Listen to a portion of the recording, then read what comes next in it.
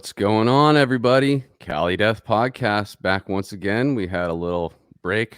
This is going to be a different intro, guys.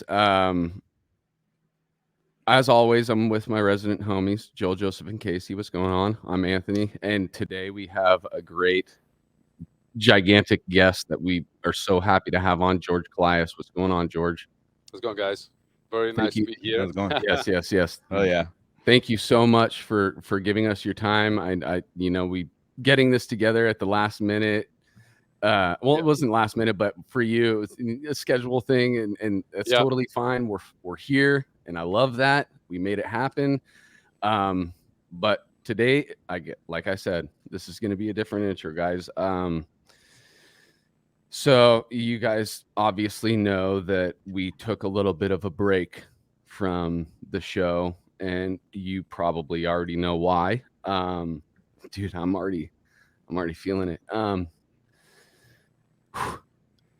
We lost a good friend, guys, and God damn it, can't even start.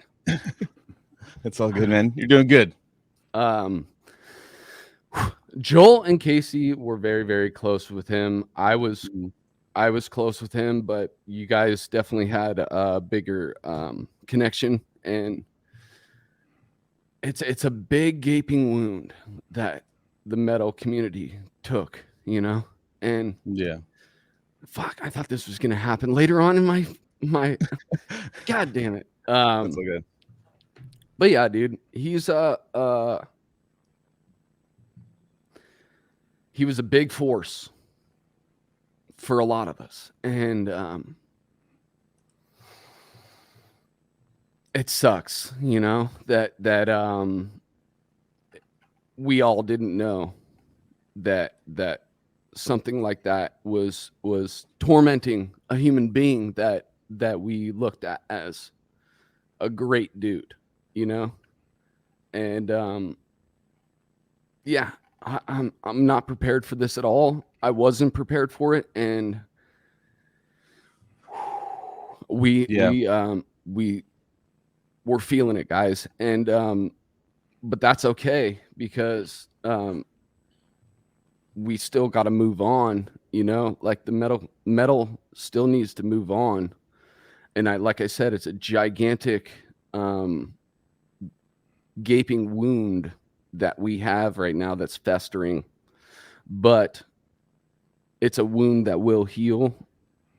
And the first time I ever met Trev in person, he really was that force that I'm talking about. Like, walked up to me and gave me a gigantic sweaty hug after a Black Dahlia show, and I accepted that sweaty hug, and I loved it, and that night was, and I've seen him multiple times after that too, but it's like, that was like one of those moments where you're like, we're all human, no matter how big this person is in the eyes of the metal community. Like, he's just a human. And unfortunately, what comes with just being human is the darkness and the things that we all try and hide from, society. We all try and act like shit's all good, and the good, and so if that's the thing with all humans, for a guy like Trevor to hide it that well and only give you what he wanted to give you, which is positivity, happiness, friendship, like those were the parts of him that he chose to give us when we saw him. And so much as to be a person that we had no idea, we got all the best parts of that man. Everybody who came across him, he only would give you the best parts of him. And I want to thank Trevor for all, just the vast amount of people that had so many similar stories about him, comparing my stories to them. And you just realize overall that dude just wanted to give.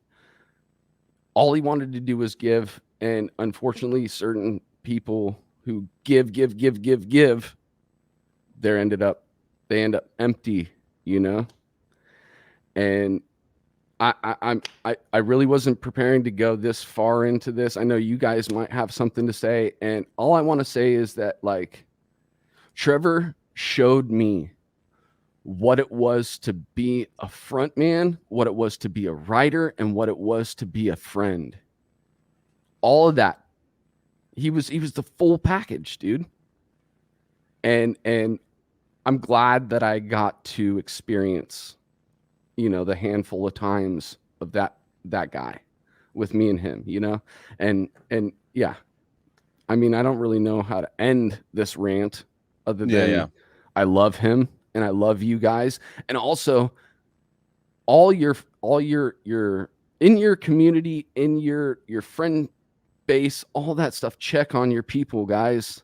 Just check on your people. Show them that you're there, you know, because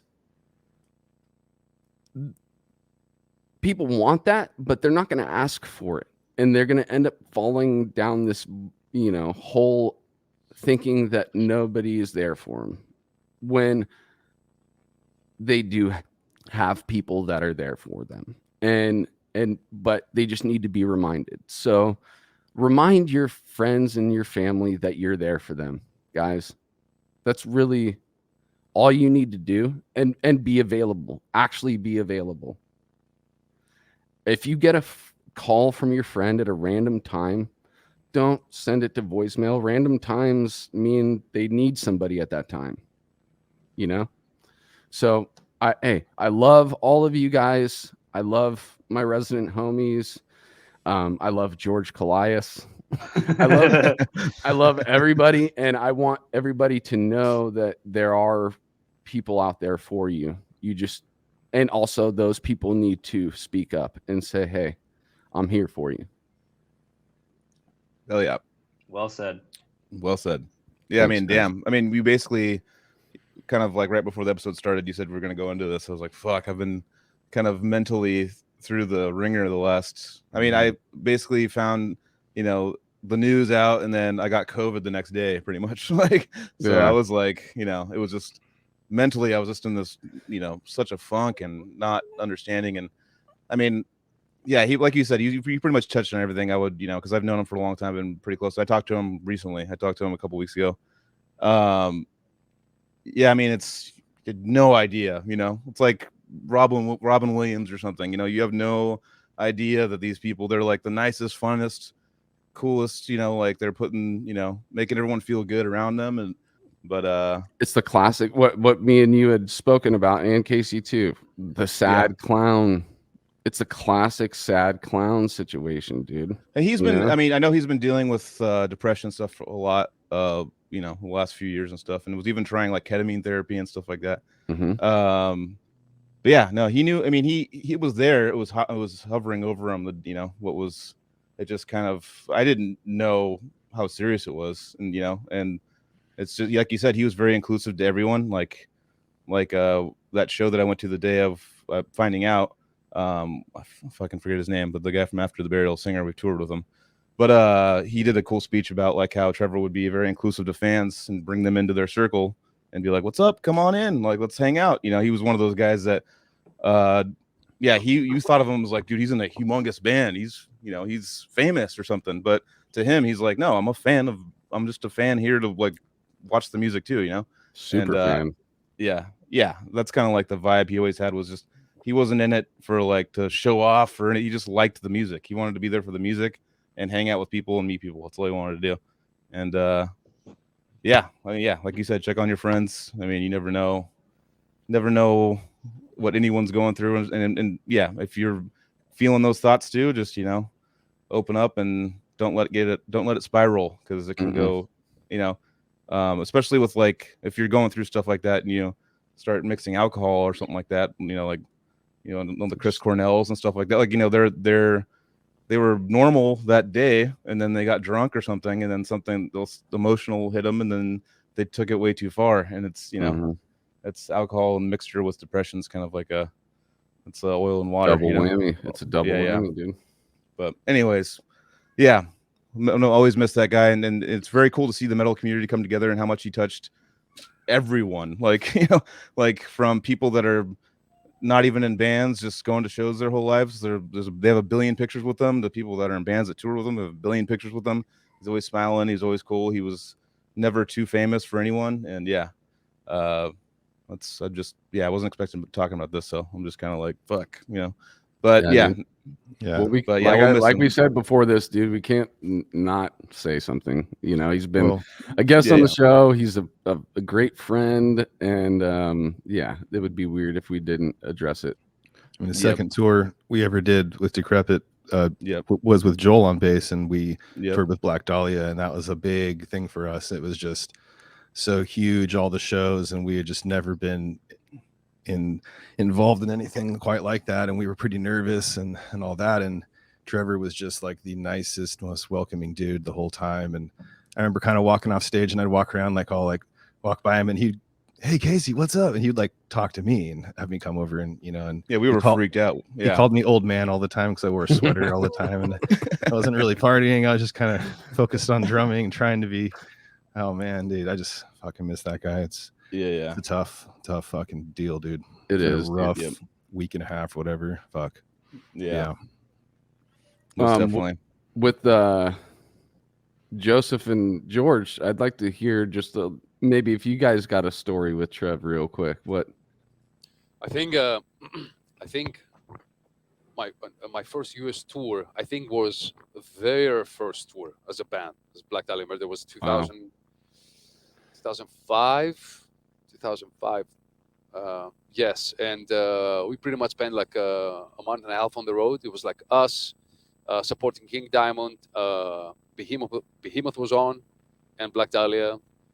Man, I got so many crazy stories, but you know, I never share stuff like that happens on the road. You know, But like you guys said, you know, I always remember somebody with a big smile. He was always like cool with everybody. You know, they were very young when we did that tour. I was also very, very young, just older than them, you know. And just, you know, he will always be in my mind like this, you know, like the crazy smiley guy, you know. He in a good way, crazy. And I hope the best for his bandmates, family, and everyone, because I'm pretty sure it's going to be really tough. Yeah. And I'm just glad that I got to meet him as a guest on our podcast. And it's been just amazing. And I've been drumming along to Miasma and some of the early records just to sort of keep my chops going and rediscovering kind of the love for the style. And so I'm just glad I got to meet him. Totally, dude. Oh yeah. That's cool that you're warming up and playing those Black Dahlia songs kind of like as a, you know, tribute and homage as you're, you know, getting your chops up again, or not again, but just, you know, at the moment, bringing things to homeostasis, warming up. And Lasta Lucy's been dedicating songs in our set to Trevor in the little run we just did. So. I bet every metal show right now, every metal tour that's out there, that dude is being mentioned or talk about, whether on stage or in the crowd, you know? Yeah. No matter what, that conversation is happening constantly right now. Tons of Black Dahlia shirts too. People showing up in Black Dahlia, just showing respects and stuff. Yeah. I mean, I wish I could break out my Black Dahlia shirt from 2003, but it's been washed so many times you can't even see the logo, dude. But I love that shirt. Yeah, dude. So we're not going to spend, you know, the whole podcast on this, not in a bad way. I mean, we could definitely do an episode probably of just talking about stories with Trevor, and but we got a legend here with us, guys.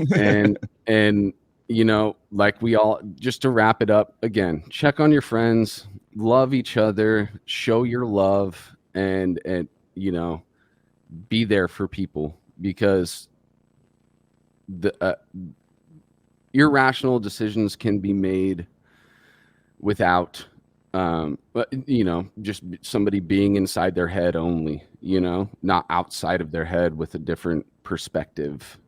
Perspective can definitely be skewed and morphed by life, and decisions can be made that aren't necessarily the solution, you know. But yeah, we love you guys. We love Trevor. Rest in peace, Trevor. Your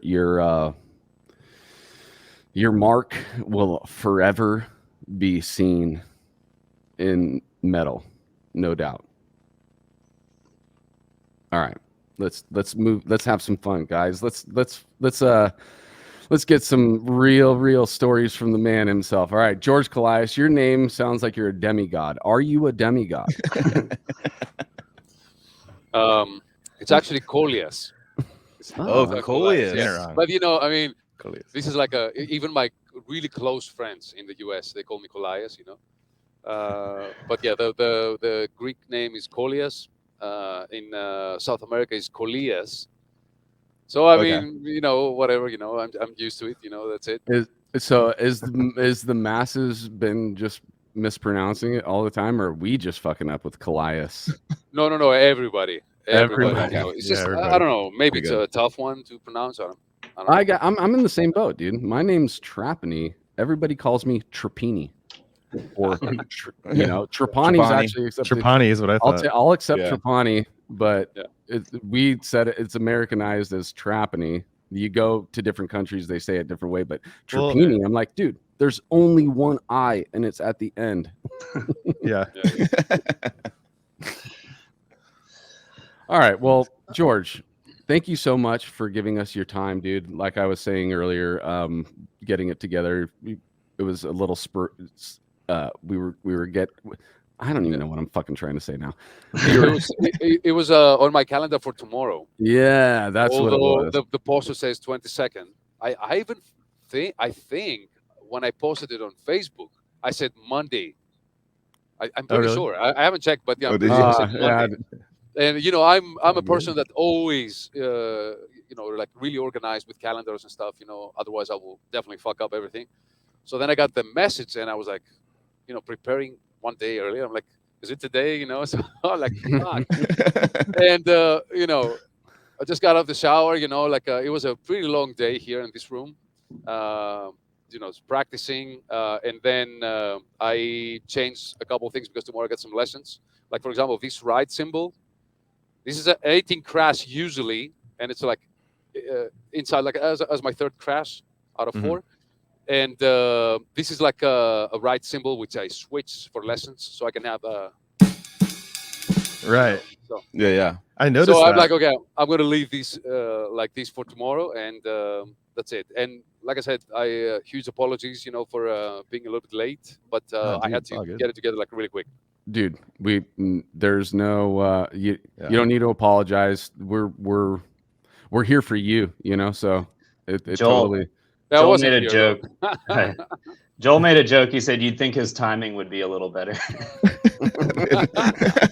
Gotta make a drummer joke in there. So, It's a good one. It's a good one. Yeah, it was just a simple mistake on the calendar. Yeah. I'm like, Oh yeah, totally. No, it happens. It But happens. Absolutely since we're no. here, I gotta show you my setup because it's really Yeah, cool. Please Okay. do. Yeah. This Let's is check like it out. this is like a website, so it's not like actually Zoom or Skype. So I don't know if you get the reverb and everything. You can hear everything. So everything Yeah. comes from the board. Hopefully it does, because like I said, I didn't have time to check it. And we have this multi-camera thing, which is this. What Awesome. else? We got the feet. We got this, the side one, and then we got multicams. Like different scenes. If you want to see feet, just both together. So this is it. So that's what I Ah. teach nowadays. One of the very few good things of COVID that COVID brought, and it's very cheap and very simple to get organized. And finally as a drummer to be able to teach with, like a nice mix, like, so the students can see everything, can hear everything, and yeah, this is my world. That's killer, Nice. dude. So there's the a lot of guys in our scene are starting to do Twitch channels, and I know you're probably super busy with lessons and stuff, but that setup right there, there's a few guys probably in the chat right now. I think I saw Troy in there too. Yeah. That same kind of deal. He's doing the multicam. Yep. You could see what you want to see, you can hear what you want to hear type deal. And I'm loving that. I really do love this new adaptation that happened in the scene after COVID and the pandemic. We all we're on Twitch, and these other musicians that everybody would love to be just sitting and watching play are now finally starting to come out and do their Twitch channels. And I love that, because that is a great supplemental thing for touring musicians who aren't on tour. Yeah.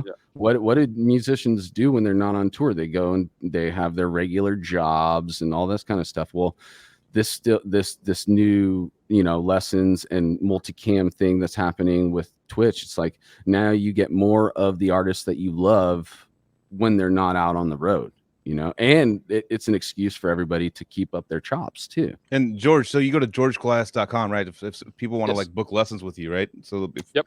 people are trying to get, like that full multicam Zoom experience and you teach stuff, you just go to the website and book with you. Yeah, I'm teaching since 2002, so Oh wow, couple so years. it's a long time. I was in modern music school, the German school. I was also, there was a modern music school in Greece. Then it became lab music education, which I was there as well.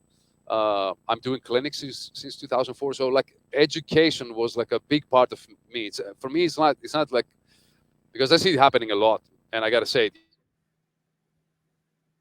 Oh shit.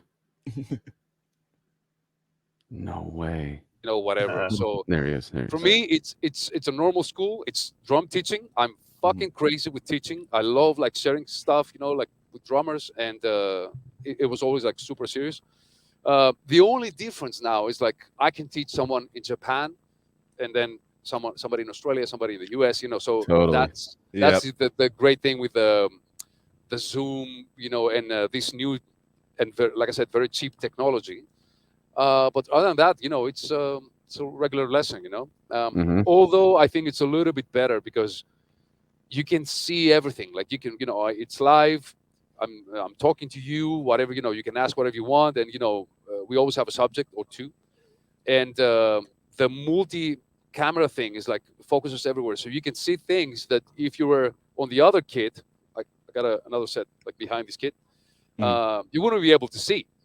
So Mhm. I think it's really, really interesting. Plus, I got PDFs and stuff which I sent to the students. And one really helpful tool is like I can press one button in this controller. I got a small controller here to control the cameras, and I can record small clips. So if I give you something and you want to remember the sticking or Mhm. whatever, I just make them like little clips. So That's cool. it keeps them like okay, I got the PDF, I got the clips, I remember what happened in the lesson. So that hour is not they it makes it worth the money. Like, it's Right, because right. they got everything. So then there is no excuse. Exactly, Yeah. dude. I was just Yeah. about to say, like, once you have all that, then it's all in your boat. Then it's whether or Yep. not you can actually pull it off yourself, because you have all the tools and the the information and experience of taking the lesson. Then it really is up to you from that point forward, and whether or Uh, not you can Yep. execute. It was always like this, and the percentage of people who actually will do something really killer, it's really small, unfortunately. For me, it's not necessary to have a teacher or something, but it's a big motivation though. Mhm. Like if you started with somebody that you admire, you like their music or whatever, I think it's a big motivation. But if you think about it, any teacher can give you what you need, and Mhm. then everything else on YouTube. So it's a point like who's going to do it? Well, it's up to them. And like I said, the percentage is not uh, really big, you know. Yeah. So No, you got to have the passion. I've noticed with the online lessons, I've just, you know, during COVID and stuff when it first hit, I was just buying some lessons from friends just to like just jam with them and see what's going on. You really have to, because like you said, there's so much stuff on YouTube that you could just go and learn. You really have to, when you go into these lessons. For me personally, what I didn't do correctly was I got to have a list of things I want to go over specifically that I need help with. You know, it's Mhm. like because I just sat there and was like, all right, well, like, I don't know, I'm not really good on my right hand. I could do better. I don't, you know, I had like not really specific needs like listed off of what I needed to do, and I could have used my time so much better. And I was like, whatever. Oh, next time, you know, that's like you said, you know, you could, if you want to just do the basic rudiments or stuff like that, it's all on YouTube. Like, might as well ask. You got Kollias or Kollias in front of you. Yeah, it's the same. Don't worry. But It's you know, also might the as well. teacher himself, though, or herself. You know, like you could take it back to just regular academics. You know, being in high school, all the subjects that I loved and excelled in were taught. One, they were interesting subjects for me personally, and two, taught by somebody who um, Made was it able interesting. to relay the information and actually, you know, it's all about whether or not the student connects with the teacher. You know, if you start off on the bad foot, then you're not going to really get the information because you're naturally wanting to not hear from that person. You know, that's a bad way of explaining it, but like your teacher has to be somebody who you want to get information from, or you're not going to really accept all the information. So somebody like all the people from the metal community that are starting to teach and all that stuff, we're all humble people because we're from this underground style of music that we're not here to try and,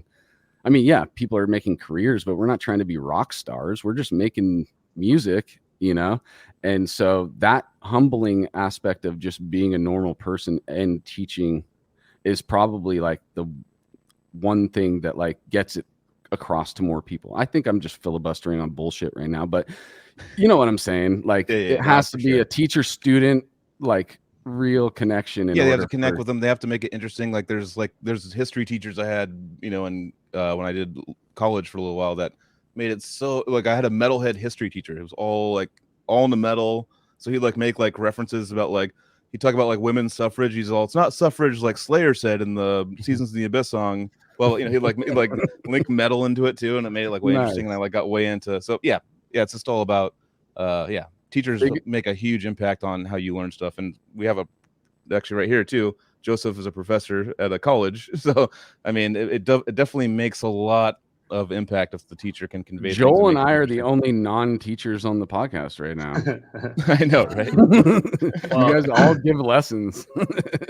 well, these two guys are my biggest influences as a drummer. And George, I bought the Intense Metal Drumming DVD right when it came out, and I remember it came with the signed poster and everything. And I just want to say that's like a big part of your influence, not just as, you know, it's part of your ambassadorship as a metal drummer is not just the albums and the live shows, but the education. I feel like that's another huge ingredient of how you've been so willing Thank to you. just share the journey of becoming an extreme metal drummer with people. And it was like, it was so cool to get that DVD, and I still have it in my studio, and I went through it again recently on the exercises, and I really still practice those even 10-15 years later.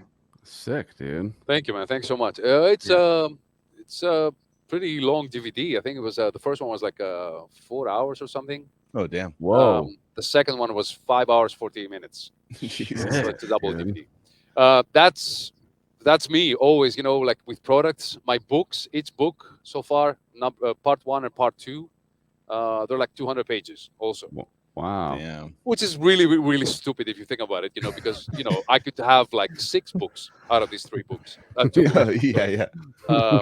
Same with DVDs and everything. But you know, I have huge respect for those who invest money on my products, and I want to make it worth. And I'm like 100% honest. Like that's the reason. That's the Mhm. reason. I want to make it worth, because I bought DVDs were like 1 hour long, same price with mine. You know, and I'm like, Mhm. this is it's a product, like yeah, I could do. And the DVDs, I do the whole thing myself, like I edit the whole thing, I film, I even, that's my cameras, like my studio, like I do everything myself. And I could make so many I DVDs was just about to say, and dude. books and whatever, because like I said, everything I do, I try to do it alone, myself, Mhm. the books as well. And yeah, I mean, I keep getting products out, but I'm like, okay, we gave part one, Intense Metal Drummer part one and two, so two DVDs, like more than 10 hours. Okay, that's enough. That's enough. So the next one is not going to be educational. It's going to be something which I have in mind. I can't really say details, but I All think right. we're going to shoot it on in September Huh. on Awesome. a clinic tour. So I want it to be entertaining, not like something like to watch, to learn something, and exercises, and here and there some playing some songs and stuff. I want to do a lot of live stuff. I want to do like relentless drum solos. I want to play my brass shit. I want to like I want to mix it up and be like, that's my life. That's me. Okay, So when that's you say play your brass, what are you yeah. talking about? I got a project. It's called the Brass Project, Okay. and it's pretty fun. And mainly it's like it's music production, which is a new thing that I got into COVID, right?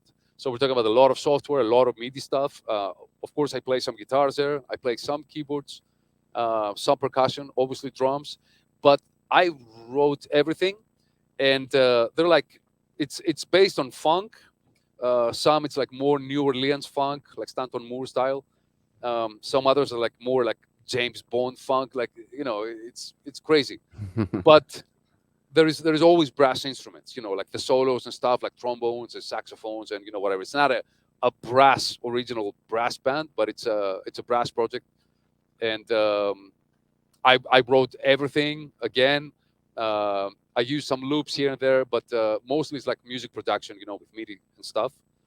And I'm planning to release, I don't know if it's going to be an album or just singles. I think to release an album that nobody actually will buy. I mean, who's going to buy it? I'm not, you know, it's not going to be like a great funk album. Although, the songs so far get like really nice reviews. I got two of them on my YouTube as demo versions. Um, but yeah, I think it doesn't really make sense to release an album. I don't want labels. I don't want to get into this whole dance Yeah, for this project. Just want to release some singles on Spotify or somewhere, and have people listen to it. That's it. that's cool, dude. Yep. Yeah, it's I mean, the Burnout song video on YouTube is Oh, one of your highest viewed videos, the and the I'm burnout. So sorry to I'm interrupt you. The oh, burnout go for is it. it's not mine. It's Asterios, the keyboard player, Yeah. and it was pretty funny because I think we rehearsed it like 2-3 times, and then they brought the brass guys, and I'm like, oh man, I was so stressed. I was so stressed. But then I felt the energy from the brass, which is like way more than the Marshalls on stage. I'm telling you, like if you play with brass people, it's fucking loud. Like it's there's Yeah. so much energy in the room, like I never felt in my life. I'm like, man, I thought we were playing loud. I seriously, it was a new thing to me. Mhm. But yeah, that's a really good song. Asteris, he brought everybody, and we did it for the DVD, for my second DVD. So it's part of my second DVD. But if you go on YouTube and check out the new two demos I have, which is like the last videos I have uploaded or something, I think it's interesting. Interesting. Yeah, they definitely bring a different element of musicality, and it's. I mean, you just see the comments, and everyone's just like, "See, he doesn't just do death metal; he can play this or whatever." And it's like real chops, and I just it was actually really mind opening to hear that back in the day when it first came out. To see that, oh, he's a well rounded drummer, musician. So I will listen to the singles. I'll get the DVD. If it is an album, I would listen to it. I'm just saying, there's more of us out there, but I, but yeah, I it's exciting to hear more of that style coming from you too. Yeah, I mean, it's fun. It's music, And lately, I do a lot of things, man. I got another band, official band. It's called Royal Time Machine. Now, Royal Time Machine is it's Greek members. Um, Yannis Papadopoulos, an amazing guitar player. He Mhm. actually plays for Scott Stapp, from Creed. So he's Oh, wow. traveling back and forth, in the States as well. And Michael Evdemon, the bass player, he's uh, one of the very best here, if not the best. So, and we were like, okay, my goal, me and Yanis, we were talking about. My goal was I wanted to make a band, like an official band, and play different shit, not metal stuff, and use a single kick. I want to use a single kick because I remember from where I started playing drums, like 11 years old or something. I always had two kicks, and I'm like, I want to use a single kick and just a normal set, like 5 piece, whatever. Well, six on second floor. Anyways, and we got together, we wrote some music, and it's I think it's fusion, progressive fusion. That's what we call it. But there's some jazz moments, some more funky moments, some Latin moments here and there. And then of course the curse that I always had. I was like, oh, for the swing stuff, what if I use another kick, like an 18 inch. And I have two kicks as well, but it's both for the right foot. So it's like a one 22-inch kick, and then on the right side there's another 18-inch kick. So whenever I play a little bit, like lower and like more like I want more flow, I use that kick. Okay, which I can give you an example right here. Actually, Please you do. can, you can hear the kicks, right? So Mhm. this is the kick. Okay, but if you play light, you see this third kick. Oh, wow. So I can use that too. So this kit has 3 kick drums now and a foot snare. But like I said, this is like for personal stuff and fun, and mostly for the lessons. Hmm. But yeah, so that trio went like progressive fusion. We have a full album, our debut album, and actually right now we're mixing, so it's gonna be out. I don't know, like a month from now or something. And I'm very very excited. I wanna treat this band like I treat Nile, like my main band, which I'm Hmm. loyal for 18 years in Nile. 18 Jesus Christ. years, dude. Yeah, 18 years in the band. So I want to do the same with Royal Time Machine and tour with them, which is It's going to be wild very that, interesting. sorry, Yeah. it's wild that Annihilation is that old. It was 2004. Yeah. 2004. Yeah, yeah, yeah. That's Wild, dude. where I got the gig. Do you know the Jeez. story? How I got in the band? No, but I'd love to hear it. Actually, some people heard the story, but nobody heard this story. All Okay, right. so Exclusive. finally, how I got in the band was like, Hate Eternal were playing in 2003, late 2003. I think it was December, and they were finishing their tour in Greece. And then I'm there, to watch Derek Roddy, which he's one of my biggest influences, and one of my Hell best yeah. buddies now. So yeah, me and Derek go like years and years. Awesome. And of course, I'm still a big fan. I always admire his drumming. Very open-minded drummer. Like he can play any style. That's why I follow Derek mainly, because he was doing what I wanted to do, Hmm. the different styles and the way he plays. Like everything. But anyways, I went there and I had another trio back then, a band named Sickening Horror, which I still think to this day that we were doing something really, really, really great, and like fretless bass and 260 BPM, 1 foot shit. We were talking about 2003. Yeah. And we had a promo CD with 3 songs. One of them was 250 BPM, but it was pretty sloppy. I mean, you could tell it was a kid like fighting with the drums, but it was Yeah. it was there. It was there. It's just not We not even close to perfect. So I went to Derek. I was like, hey man, take the CD, blah blah blah. And I'm a big fan, whatever. And he actually gave it a listen. So he went back to the States like a few days later, and he made a big post like talking about me, my drumming, and my band. I'm like, holy shit, that's that's big. So, anyways, and then I got in touch and I was like, hey man, I just wanted to say thank you. Like it really meant a lot for me. So I got in his forum. Everybody was in his forum, the only metal drummers forum back then. So I sent him a private message, how we used to call them, Yeah. And then he replied to me. He was like, "Dude, your drumming is amazing. Blah blah blah. You got to make some videos of you playing, and just let people see you're playing." Mhm. But back then it wasn't like you have GoPros and like, you have YouTube. It was pretty tough, So I had to Yeah, find somebody with a camera. We had a show like 2 weeks later. I'm like, guys, we're gonna film it because Derek asked me to do like a drum cam, whatever show, and I did, and we uploaded somewhere, some servers, and that was the day I started getting fan emails, from abroad. But anyways, that was how I met Derek, and then of course, when Tony Loreano left the band, Nile, Derek recommended me. He was like, "Yeah, I know somebody in Greece. He can play. He can play the stuff for sure, but he's in Greece, so you got to fly him." And Carl contacted me. Okay, but so that's a story that everybody knows. But the story that nobody knows, I think nobody knows, it was because of the forum and the exposure we were getting, and there were not so many drummers able to play that fast back then. Um, uh, Decrepit Birth actually contacted me. Do you know this, Casey? Yeah. Yeah, Okay. yeah. We've heard the story. So actually, there was two more bands which I didn't want to join. Very well-known bands. One is in Florida.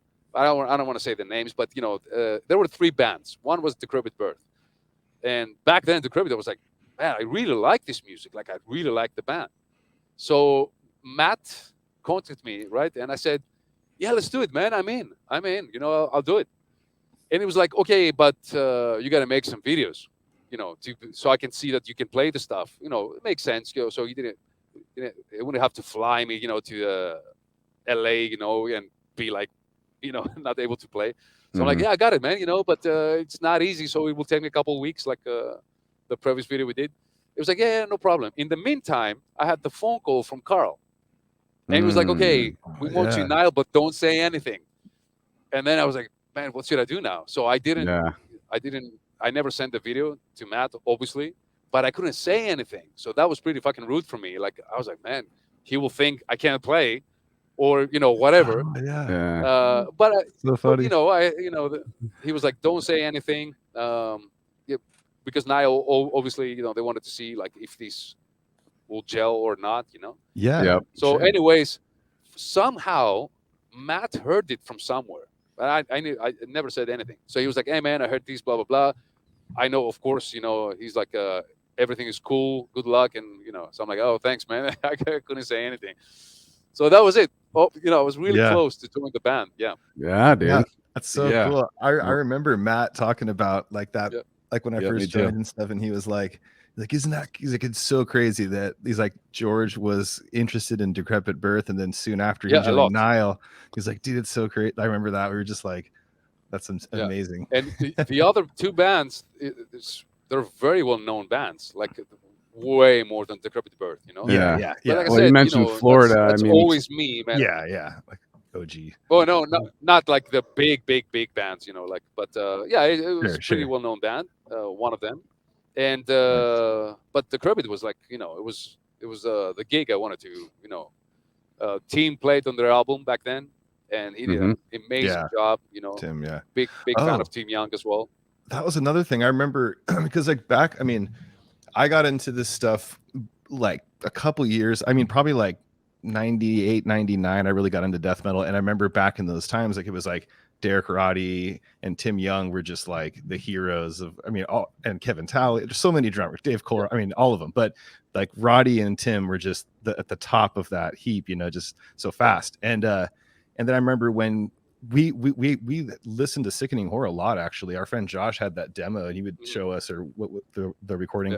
And but yeah, man, like I remember vividly like this memory of Matt going like, yeah, so Tim went to go see George play with Nile, and it's legit, dude. He like Tim was like, dude, George is like the gnarliest. I remember him saying that, and I was like, well, if Tim Young thinks we're the gnarliest, then and of course Roddy's always been.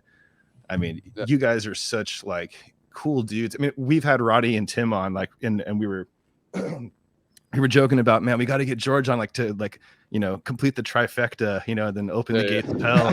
Yeah. Like, it's like, because to us it was just I mean, of course there's other guys that are just, Longstreth, all these guys, they're all amazing, but there's just something about you guys and your style, and I don't know. So I just remember that it was really cool. Like, we always were huge fans of yours. And then Annihilation of the Wicked, I listened to it yesterday, just again, and I was just, Jesus Christ, like that, that album just, like, still blows me away. Like, I love it. I love all your albums with them, but dude, that one's just, like, it's nostalgic for us, at that time. Thank you. And it's so a much, killer recording, So I think we played pretty much the whole thing, almost the whole thing. There is one song we never played from Annihilation, and it's pretty funny because that was the test song that Carl sent me to compose drums. It was like, I will send you a song, and then you come to the stage and you're gonna have it ready. And it's got some really cool licks. Chapter of Obeisance. It's the track, and I got like a Richard Christie lick. Richard Christie, I'm a huge fan of Richard Christie. Hell yeah. And I actually, that was actually my gig, like that style, like Sound of Perseverance, like Burning Inside. That's the style of drumming that. Burning Inside. Yeah, Burning Inside. I forgot about that. Yeah, dude, that shit's Eve of the Entities. Oh yeah. Yeah. That was my gig, man. Like tech stuff, and I don't know how I ended up, like, playing, like, super fast, and like it's all in the music. But obviously I was a big Nile fan, and like I said, Annihilation, we played the whole thing. Now we're talking about bringing some songs back, so that would be fun. Hell yeah. Hell yeah, dude. 2 or 3 maybe. So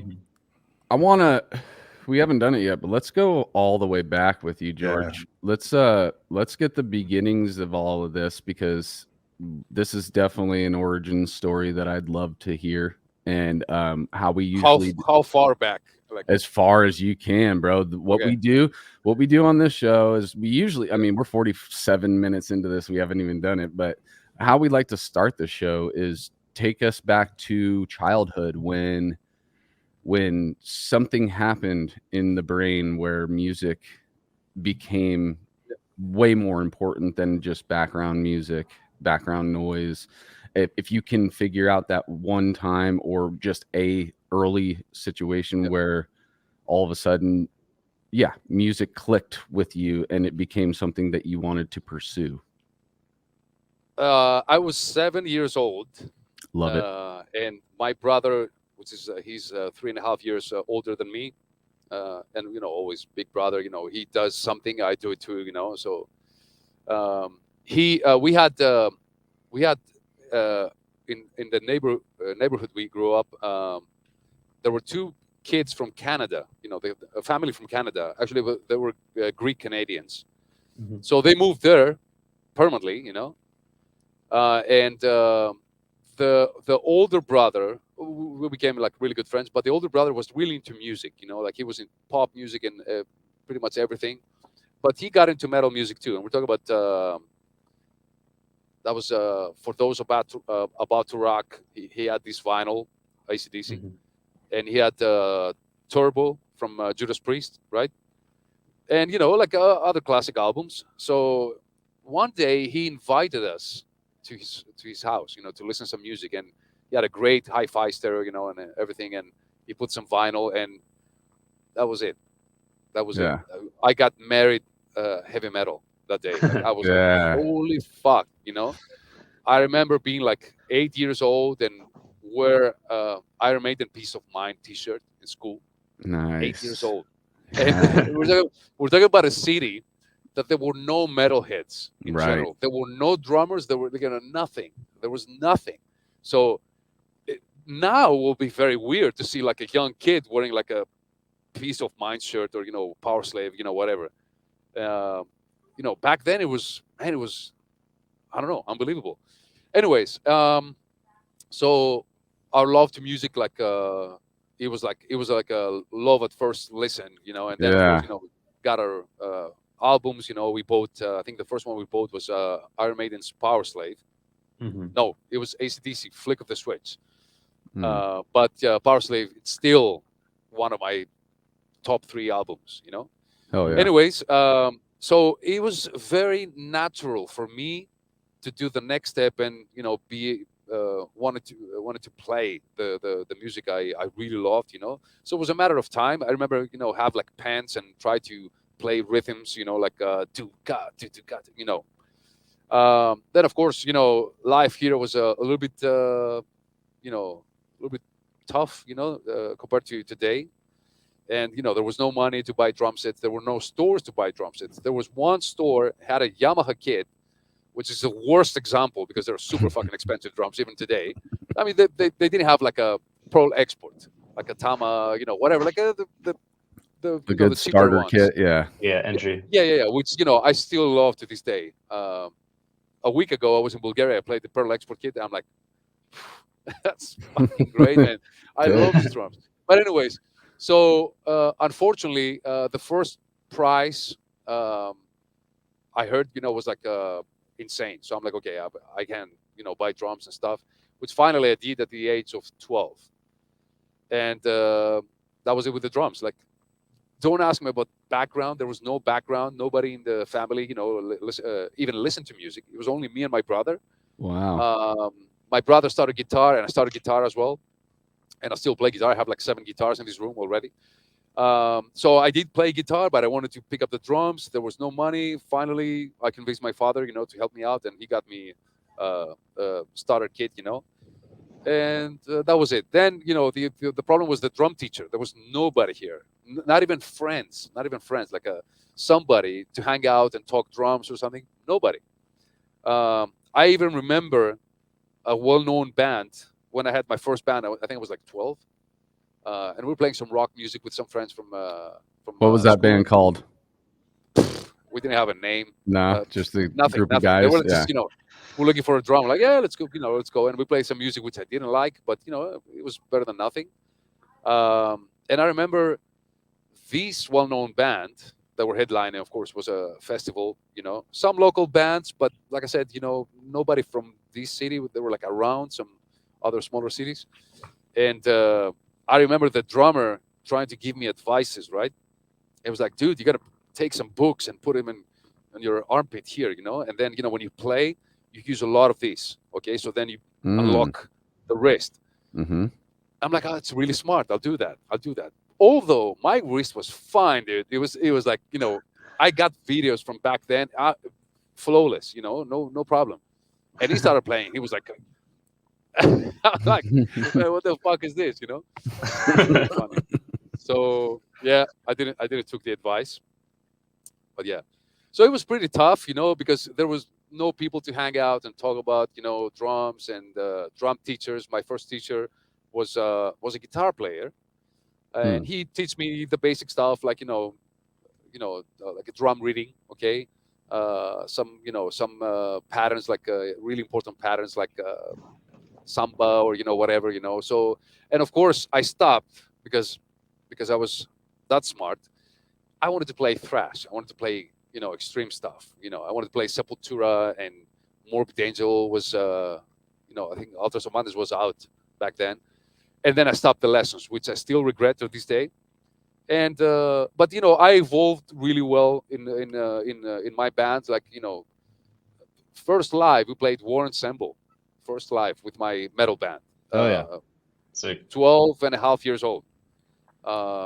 Every Sepultura song, like getting the guitar, my brother's guitar, listen to the songs I wanted to play, just get them on guitar and then show them to the guitar players. Yeah. Well, obviously I had more free time than everybody else. So yeah, that was it. Pretty tough because there was nobody around, but maybe that was for a good thing. I don't know. I can't really explain it, because no, I was gonna passion was say, there. yeah, it was definitely your passion and drive that got you through all that, because we do talk to a lot of people. I mean, this is episode 81, and we've talked to a lot of guys that are at your level, and most of them have music in their family already, and they had the outlets and the tools already at their disposal. But you took it and kind of went into the darkness with yourself and just figured it out that way, And I want to take it back because you had mentioned Morbid Angel. I want to know your experience first hearing Pete the Feet. Pete Sandoval. Like how was that for you? Odors of Madness wasn't that extreme. I mean, it Mhm. was extreme, but not that extreme. I think Blessed hit us, like, with the blast beats and everything. That Yeah. was the album. For Pete, what can I say for Pete about Pete, man? He's the Godfather. Like Totally. the Godfather. He's a main influence for everybody, at least my generation. But even the younger kids, they know. And he's still doing it. He still plays. We did a tour with them like in 19. I think 19, and it was Terrorizer. Mhm. And dude, he's playing like he was always playing. That was it. After back problems and everything. He's still like flawless. I use World Downfall as my first example of Pete, even though he, flourishes and he's at his most extreme in Morbid Angel, but just knowing, how old World Downfall is and how pivotal that album is for extreme metal. Like nobody, I mean, you hear what was going on in Napalm, and it was similar kind of style, but slower and way more, dirty and sloppy. But then Pete comes out and just shows you the precision of what can happen in extreme metal at that time. I forget when was that album. It was like 87, 88, something like that when I, they recorded I that. think so. I think so. Yes. So monumental for that time, So I just wanted to go back to the Godfather and say, hey, this guy is what planted the seeds for all of you guys to come in the Yes. wake of it and take it. Yes, but what's funny that I remember he was talking at Motor Drummer magazine. Was It was a big interview. I remember. I don't think he was the cover, but because back then they didn't take death metal that seriously. That serious, and Mhm. I think it was a big deal to even be in Motor Drummer. With a big like it was like 5-6 pages interview, and he was talking about the blast beat, the original blast beat with 1 foot and everything. And I Mhm. think I got it. I think I was like, okay, I think I'm doing it the right way. I wasn't sure until 2003 when I saw drummers doing it, like firsthand. But he was talking about, yeah, man, you can't cheat. Like this is the thing, like blah blah blah. So that was always in my mind. Like every time, like I was like pushing, and I'm like, and then I heard about the Euro blast, they call it, or the 2-foot blast, or the alternate, economy blast. I heard so many. I know it's half the work. Yeah, I'll yeah. tell you that. So I'm like, man, I wish people just, take Pete a little bit, uh, follow his, his advice, and because there is something magical, but about the 1-foot blast, and you can hear it on Pete a little bit more than me or Derek or Tim Young, Hmm. and that's the swing. He's got that amazing swing, Yeah. the way he plays, the way he moves, and Mhm. with 1-foot blast, when you push, usually what happens is like showing the camera. So this is like the kick, and this is the snare. So the snare goes a little bit closer to the kick. Hmm. So instead of so it's like, well, not that much, obviously, Not but extreme, but if yeah, I you get what you're zoom, saying. yeah, if you zoom on Logic or Cubase, whatever you use, you can see the snare just pushing your right foot, as a reaction. The left hand gets a little bit closer to the beat. Pete is overdoing it, and that's why his blast, to me, even to this day, sounds the best. Hmm. Yeah. It's And got that swing, Totally, like, dude. that Yeah. 1-footed blast you talk about, it Yeah. was always more impressive to me to watch a drummer like Casey. And like Casey was actually probably the first drummer that I really paid attention to when I was jamming with him and saw like his choices in where he would do a 1 foot and, other Yeah, I used to try to do it. variations. I used to be pure about it. Like, I think like the first tour I did all the Decrepit set 1 foot, like everything. And then, Yeah. and for Odious, actually, I usually did 1 foot because it just naturally fits the style. But since Decrepit was so and just such like suffo split, like changing, that I eventually just was just like, screw it, dude. Like, and I think going on that Black Dahlia tour, I was like scared. I was like, dude, I have to just like play good. I can't, I like, but I still go back and forth, But no, dude, the 1 foot blast for sure sounds better, and it is the OG, like the real way aggressive. to do it. Yeah. Oh yeah. Sure. It just is, like I said, it's impressive to watch a drummer execute a precise blast beat with 1 foot. You're like, oh yeah, dude, that guy's real. That guy's a real drummer. Well, I mean, like watching Roddy and all those. I mean, he's doing accents and hitting like, what wasn't he doing? Like I don't know if you've done this, but like he did like a side foot hitting like oh, the ribbon crasher. I got one. The ribbon crashers. Yeah, dude. There you go. That's insane. Joseph, you look like you had something to say. I want to hear what you got to say. Oh, so I have the Last of Lucy drum MIDI, and I was zooming in on the MIDI because I was reprogramming the drums, and I noticed that our guitarist Gaddy has the snare a little closer to the kick than like a perfect gridded thing. And I was like, huh. And I'm like, oh, I'll fix that. And I like move it to where it's like, even divisions between kick and snare on the MIDI length.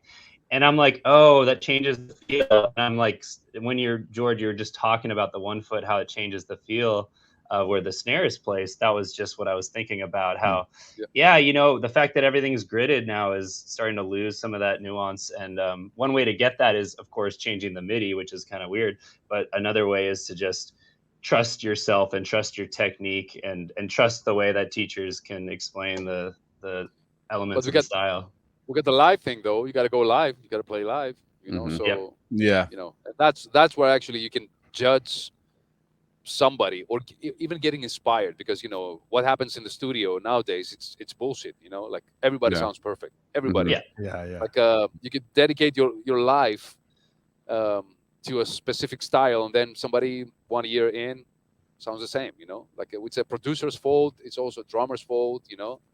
I don't know. I don't care. For me, it's a live thing. I got to go play live. So whatever the producer wants to do, it's my decision in the end, because that's my thing. That's my art. I got to go do it live. People are gonna judge me, and sometimes they wait to judge you. And I'm very proud for what I do, so I want to do it right. That's it. Dude, you killed, man. I saw Nile the first time with Tony. And then that was only once. And then I think the second time I saw him was with you at the Pound in SF outside opening for Anthrax. And I met you that night. I briefly met you, rock by. I was like, "What's up, George?" And I like introduced myself, and we talked for like 2 seconds. But I remember that show. Yeah, that was. Yeah. Were you there, Joel and Anthony? Were you guys at that one? Oh no, I'm just laughing at the chat right now. I fucked with the chat for a second. What's going on? We got a shout out for Joel 7Gs coming through. With does he do singles or doubles for double bass? That just hit me. I think he's talking about. Oh, he's talking about. Okay, he doesn't do doubles. You don't do doubles, right, George? Or not like usually. Okay. No. No. He's all singles. Just dude. And then I mean, no, go ahead. Sorry. Well, I am against. Yeah, I want to say I'm not against. I can't go there and say, "Oh, this is bullshit," blah blah blah. Because, dude, like 95% of people, they play doubles now. So I don't care. You can do whatever you want. For me, it's a personal thing. It is a personal thing, but there's a lot of things that makes you lazy. That's what people need to understand. Like the 2 foot blast. Okay, why should you go with 2 foot with a 1 foot? It hurts and blah blah blah. Because it will make you faster. It's so simple. Like the faster you can go with 1 foot on a blast beat, the same you can play double bass. So it's a little bit sad that people looking into techniques like it's like a pill and you get it, and and they're missing the whole fucking trip. Like, okay, my progress. This is the fucking instrument. I gotta play and progress. That's it.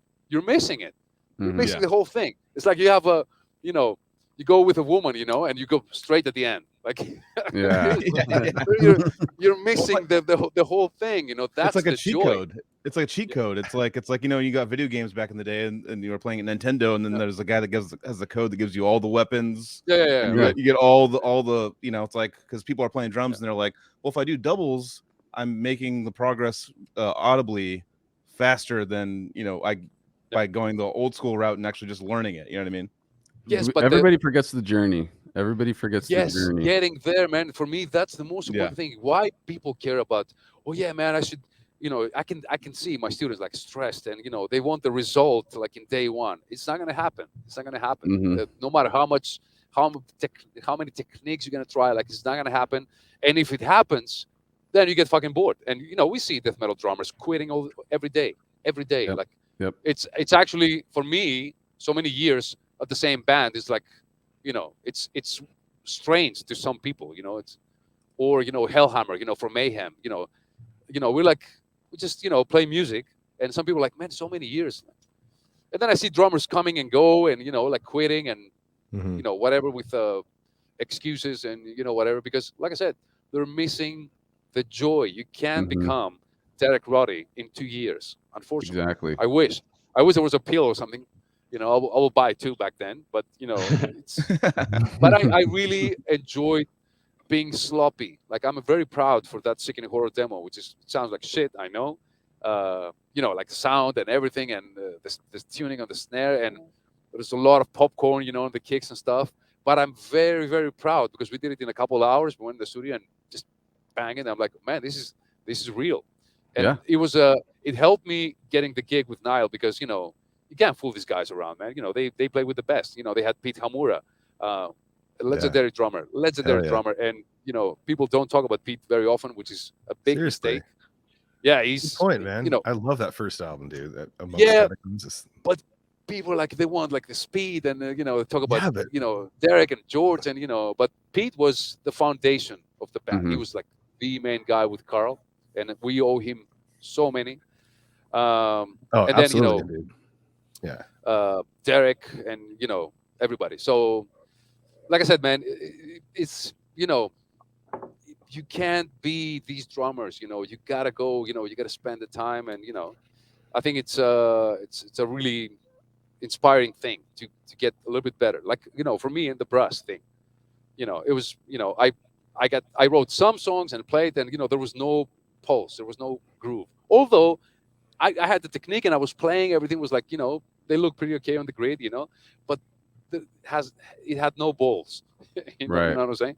Yep. And Yep. finally, I can feel the progress. I'm like, okay, that's really, really cool. So yeah, Feeling the learning. progress, dude. I Yep. think that, like, just to touch on that one more time with the human nature, it's not just about music, it's about everything, dude. We're selfish in nature, and we're also spoiled in the sense that, like, we can envision what the end product of a thing is, but a lot of us are too lazy to get through that journey to get to that end result. But after the end result, if you did do the journey, you find yourself looking back satisfied at yourself and going through that journey in the first place. Exactly. There's nothing better than waking up in the morning and like you've been working on something the night before or something, and you wake up in the morning like last night, you finally got it. Yeah. You got the thing you've been working on. You've been working on it for tirelessly, and you wake up in the morning and you're excited. You're like, I got it. Oh yeah, I need to go It's back and there. start playing again.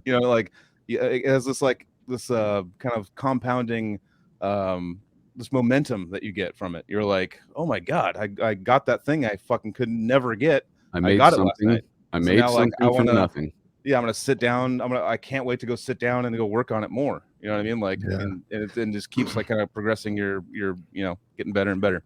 Well, I think it like shows like when you play live, like first of all, the sound is different, but it also shows like when you're someone who's been doing this for such a long time and putting your life, heart and soul into it, it comes out when you play, and it's more entertaining. And like it's kind of like, I think there's something important too. Like, I mean, back when I was growing up, trying to, I would listen to Tool and Danny Carey, like, in high school and stuff, and drummers. And then I was like, okay, I wanted to do double bass and stuff. And then I've gotten to metal and stuff. But I'd listen to these albums and I'm like, how do they do? I got a double bass pedal and I can't. How in the world do they go this fast and sound like that and have that stamina and all that stuff?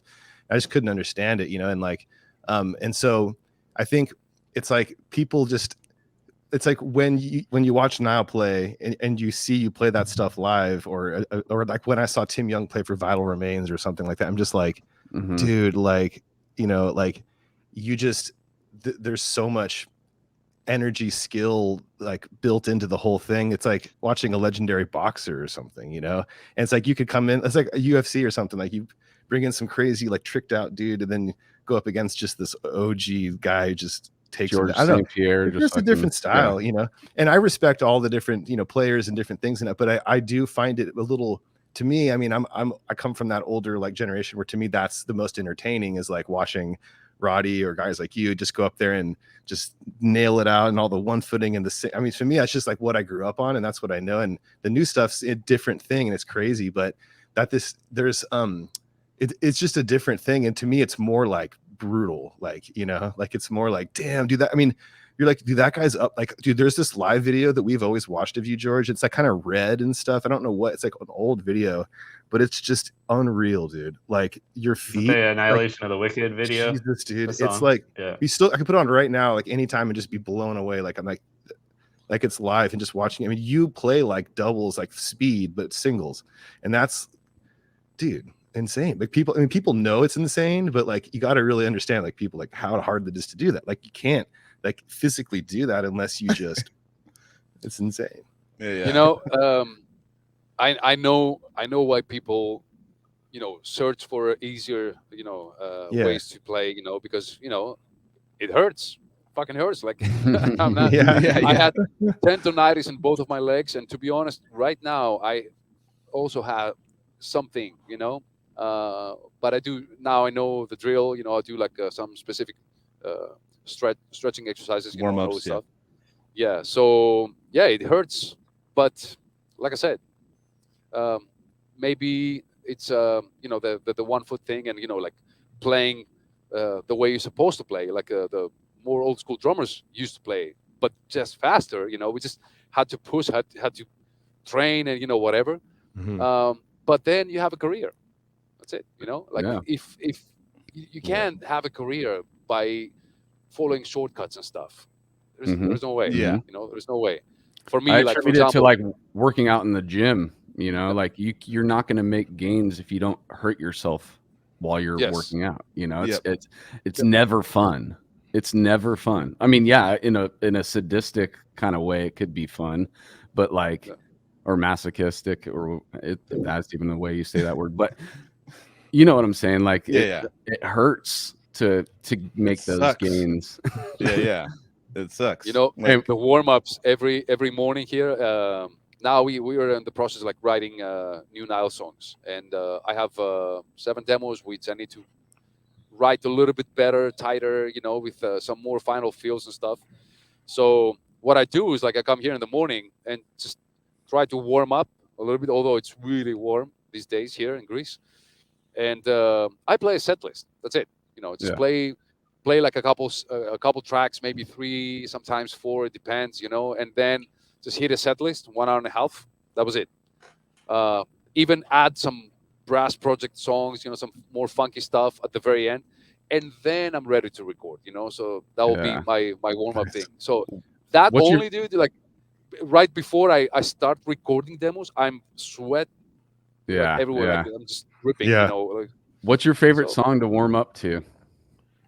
I take it by BPM, I would say. Like I take it easy. So like smashing it into defiling the gates of Ishtar. That's my favorite. Yeah, that is my favorite. Defiling the gates of Ishtar. Usually it's like our number 2 song on the set list. We really love this song, and it's like a cruising like 240-ish, which is it is fast, but somehow the song is built it, and there's something makes it a little bit easier than others. I don't know what it is. And it's got some long bombs and blast beats and double bass and all this stuff. So I know when I finish that track, which is number 2 usually, I'm ready to go. I can go for 3 hours and no problems, But the first track we play live, usually it's Sacrifice unto Sobek, which is from Annihilation. Yes. Definitely a stupid choice. 265 single foots, like yeah. But I know it will hurt a little bit sometimes. Can you guys hear me? Yeah, Yeah. Okay, sorry, I had a phone call. That's all good. Where are you you guys should here? answer Okay. it right now. Yeah. Answer it on the. That's actually Carl. Is Oh, really? Oh, my Go God. for it. Scar. Speakerphone. Yeah, it goes for FaceTime, so you guys disappeared. Anyway, so I know it's gonna be, it's gonna hurt a little bit, like track number one, and then I know it might affect everything. Like I can, like get hurt or something. So I take it a little bit easy. I don't want to ruin the show. I want the fans to get something, like a cool song. But yeah, my favorite one is Defiling, which is number two, and then after that, I'm ready. I'm so ready. Nice, dude. I can confirm I saw you guys play LA the day after the master class that I attended, and it was Sacrifice into Defiling, and as an old school fan, I was like, hell yeah, this is the shit right now, dude. I'm in my moment of bliss. So I want to go back, but first, now that he had mentioned that, did you kind of set up your master classes around the tour that you were on? Is that kind of how you do it? That was a very special one in Oh, LA. okay. It was organized from Axis, like the main guy in Axis, Zed. He's a good friend of Zed mine as well. Emeren. Yeah. Yes.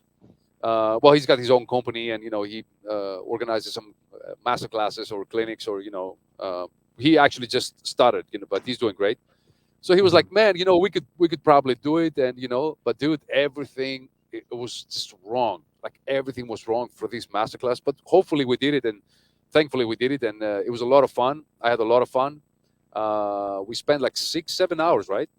Yeah, we started at 10 a.m. and we went Yeah. till 4, and my car battery had died in the morning. So on my way to the master class, I had to call and get my car started, and I'm like, shit, I'm going to miss the first 10 minutes, 15 minutes, who knows how long. But then I made it at 10:15, and you guys were like, but I didn't grab a beater pedal or bass double. I didn't bring a double bass pedal. Okay. And I show up and I'm the only guy without their own double bass, and this guy's there with the tricks and the Zario, and I'm like, shit, I'm like dumb. Why didn't I think that I would need this, And but I still had a lot of fun following along, and it was actually a very good master class, and we had a pizza party in the middle, and it was good, man. But there was so many. Like for example, we couldn't find the club.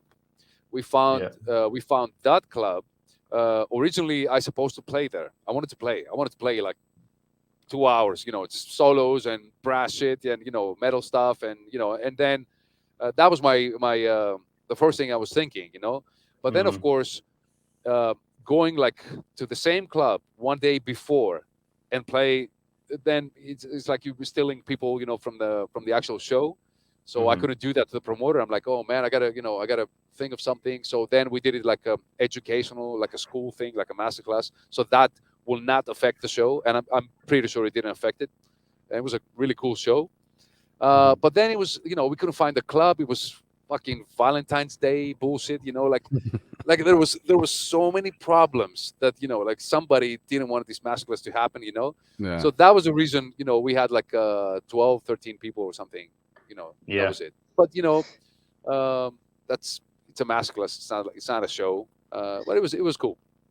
there was a couple people also attending who I'm in touch with. There's Blastbit Metal Drumming, who has a Twitch channel, so follow Blastbit Metal Drumming. And there's another guy, I think his name is on Instagram, The Ultimate Apocalypse, with an 8 instead of, And they're both great drummers, and I'm in touch with them now. So we all networked at the event and had a great time. And Zed is Zed Emeren Percussion. He's doing more master classes, so follow Zed. He's a great drummer. He's got a cool band called Anubis, and I think for starting out and starting his own percussion company, he's doing all the right things. So yeah, Zed is killer, man. But I heard the market in LA is a little bit weird, with clinics and master classes and all this stuff, I don't know, for some reason in Europe, for example, sometimes I do some masterclass. I have like 300 people. It's crazy. Wow. Not masterclass. Sorry, or like a clinic, like a performance. Like a drum festival. People are really, really into this stuff. They want to connect with the artist, and like I said, I was in Bulgaria a week ago, And there is something, I kind of tried to get away from the educational thing because there's so much, like for so many years. I do so many years. So I'm like, I don't want to talk about, yeah, this is the technique and blah, blah, blah, this bullshit. I just want to inspire people and, just play and give them like a good show. But then, Mhm. of course, if somebody asks anything, I will break it down and, explain everything. So we had like 200, 250 people or even more. Yeah. It's pretty massive, First Yeah. time doing like a festival in Bulgaria. That was like really, really special. And I also separated my set list. It was like the metal thing first, and then a lot of brass songs, and then some solos in between, and then a couple more metal songs or something. Mhm. So I was like, I don't know how people would take that, but thankfully they were like more excited to be honest. Yeah. They like this contrast, Totally. so that was cool. But I yeah, I in was agree. LA, thinking. I heard there are not so many people going to clinics and stuff. That's what I heard. Mhm. Um, I was thinking from maybe your perspective, it must be fun to do clinics, like drum events where you get to be kind of maybe the representative of your metal drumming style, and of course bring in all the other styles you're excelling at. But it's not like a metal tour where it's all metal the whole night or the whole day, and that must be cool as a musician to get to sort of get to see other drummers and other styles as you're there. Yeah, I mean, to me, it's there's no such a thing like okay, extreme drumming and then the real drumming. Like Mhm. Mhm. I think this is bullshit. Like I think extreme metal drumming is uh, it's very intense. It requires a lot of dedication, man. So many years and real passion. Because even if you have the techniques or the speed or you name it, if you don't like the music, you will never play that music. That's for sure. Yeah. But I always talk about different styles because there is no negative things.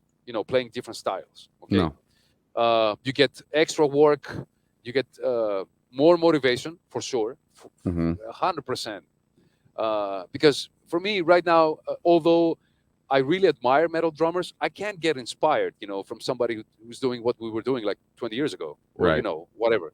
So I can see some young people, new names, like killing it, but it's nothing new. That's the main problem. It's not Mhm. new. It's tight or it's faster, whatever, but it's not new to be like, wow, I love this. Yeah. So I try to seek for inspiration to other styles, and then of course learning to play other styles of music helps me to have extra work with a lot of sessions, albums which I do every year. Mhm. um, I get stuff in my playing, obviously. So there, I don't find anything negative, seriously. And Yeah. I know I will never become like one of the best funk players or jazz. I know it's not gonna happen. You can be as good as to one style. Like everything else is gonna be okay. That's enough for me. I want to be okay. I want to be good. That's it. Mhm. But yeah, I do it for me. Like I do pretty much everything else. Like we write music.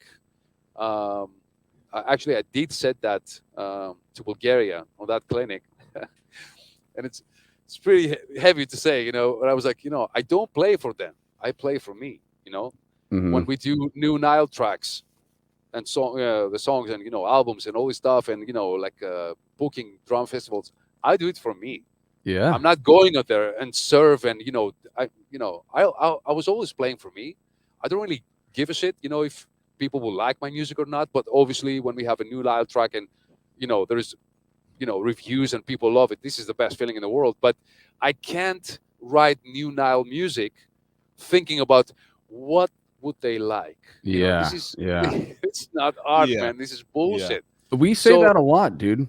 That is the same attitude, and I say it without any, you know, feeling negative about it, in the sense that when we make art, it's for us first. yes, You know, I'm I'm I'm not gonna. And it's naturally like that. We're not going into it necessarily with that attitude. It's just you have to be you have to be good with your art first before you give it out to the world, because then if you're not doing it that way, you're lying to yourself. Yes. So it becomes and kind of then like it's kind of like pop music. It's like shit. Face shut up real quick. It's like pop music, I mean, pop music's written for the masses first, Yeah. and Yep. then the artist second, and And this there's style some of music, emptiness to that.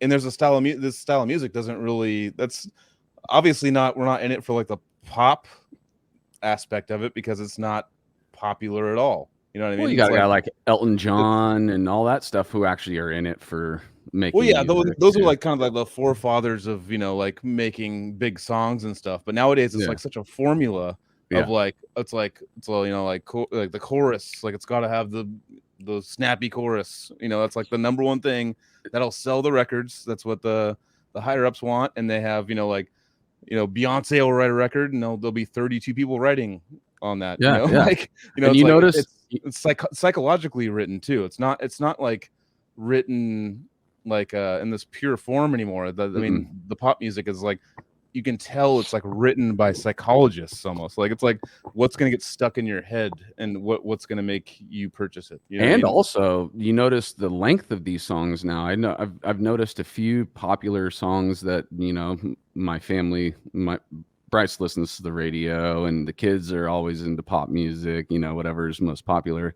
And I noticed that these songs are now less than 3 minutes long, and I was like, why are these songs so like short? 2.5 minutes. And so I actually did a little research, and I went into it, and it's because of streaming. It literally is. It makes you come back to listen to it again because it's so short. Because one stream is one stream, so it's like whether it's 2 minutes long or it's 11 minutes long, it's one stream. It's like so. It's like it definitely. I see. Yeah. It really, it leaves you Interesting. but it's that formula that you're talking about where they, the four notes that is like used to catch the ear, and then the catchy hooks on top of that, and then but it's not long enough, so you want to go back for more of it. It leaves you constantly wanting, Well, which, you're yearning for this. Yeah. No, I mean, for me, like, I mean, I try not to bash any music ever, like, because I meet so many different people and they have their own styles and what they like, and I'm not trying to be like when they play me their thing to be like, oh, it sucks. I'm not trying to do that ever, and with a lot of the pop music and stuff, actually, there is some sort of weird art in pop music of like. Of the people that write that music, there's like an art to it that I'm kind of impressed with a little bit. Right. It's not obviously what I'm seeking at all, but like there's Those something Swedish guys, dude. yeah, I'm just trying to like, wrap my head around like someone shows me like a country song. They're like, this song's so cool. And I'm like, all right, well, I'll listen to it and I'll give it 100% of my brain and I'll listen to it and I'll like understand where it's coming from and what they're trying to grab and stuff like that. And I'm like actually kind of impressed sometimes. I'm like, okay, well, that's it's catchy. Like, I mean, I can understand the demographic that's going to get into this. I can understand like someone's like put a product forth that's going to make money. It's like they're musicians that write this stuff, and then they understand what their intent is and they do it, and they pack arenas with the stuff. And I'm like, okay, well, yeah, there's an art to it too. There's an art to the pop stuff too. I'm not just trying to shit on all pop. Have you seen the South Park episode where he does the Lord songs, Randy? You guys seen that one? No, I haven't. He makes the music. He is Lord. Is like the whole thing. Oh, Lord, is it Lord or whatever? Lord. Okay. Dude, watch that South Park episode. It's so funny. Hell yeah. There's an art to it though. There's an art to the pop stuff too, and I'm not trying to like say it's negative. No, it's for, and I'm not saying younger like what you give kids, Anthony. It's like voiced for like kind of a younger brain, kind of just like to listen to something and be like, I'm into it immediately. Like, well, yeah, no it's simplified. Background. It's simplified in a sense that you don't need to be this deep into music like we are with our music. It's just something that it's on the surface and it pushes these surface buttons for people, Yeah. you want music on, but you don't necessarily want to have to work while you're listening. We work while we're listening. Our minds are churning as we're listening to the music that we listen to, but they just want pop music is just for people who just want some background shit going on while they're doing their own thing, you know? Yep. And a couple of lyrics that might pertain to the commonalities of being a human, and you're like, oh, I can actually relate to that because everybody relates to it, you know? All right, enough about fucking pop music, dude. Let's George, get back into George. George was I going need to to say add- something. George Yeah. was Oh, I gotta add sorry. something. First of Go all, for it. it's a genre that I force myself to play as well. So Uh-huh. Yeah. I do practice pop music. I Yeah. don't know too much of it, but I go online and search and find something and then just play along. Just try to do my job as a drummer and serve the teacher. the Yeah. music. Yeah. Then I did a session for a pop artist here. Like it was only one song, but it was a great experience. And I was always wondering, like, what if somebody like famous pop artist and he or her ask you to join? That'll be very interesting. I think Yeah. go there with electronic drums or a double bass kit and just Dude, groove, you know, play stadiums and like everything on a click. I think You of know, maybe the artist I was- Thundercat. Have you heard of the artist Thundercat, George? maybe I don't He's know the playing name, but- stadiums now, by the way. Now. I think, yeah, that's what I'm saying. So this is a guy who's in the pop culture. I mean, in that realm, but actually is a real musician who fucking Crazy bass player. shreds, bro. Oh, dude, there were so many pop albums that Vini Colaiuta played. We were Oh, talking yeah. about Oh, that. Vinny. Oh, we- Vini. yeah. So Yeah. We you're like, love Vinny. yeah, some people just get the best musicians, and I know, of course, nobody will call me, to like, hey, we got, we have the ballet, and then he'll be behind, and you can bring the double bass, Dude, Hell yeah. it's funny. Yeah, I I'm was just pretty thinking sure. that. I was thinking that like earlier. I was going to ask George. I was like, dude, like I wonder if you got asked to join like some huge band like that. It'd be insane, dude. Like I mean, like what if you did both? You like tour with Nile, then you also tour. But like I was like, I'm really into that. The drummer Ricky, I can't remember his last name. But I think he's the drummer for The Weeknd.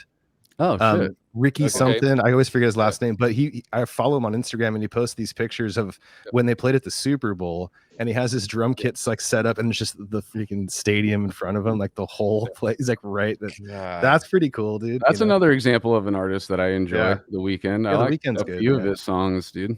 Not Yeah, all for of them, sure. but he kind of like he takes that MJ style, that Michael Jackson, and puts it into like the current. Yeah, he just kind of times. it's kind of like Michael Jackson was the Black Sabbath, and now he's like trying to like make it more Right. Yeah, he's taking it and trying to do something more smooth with it.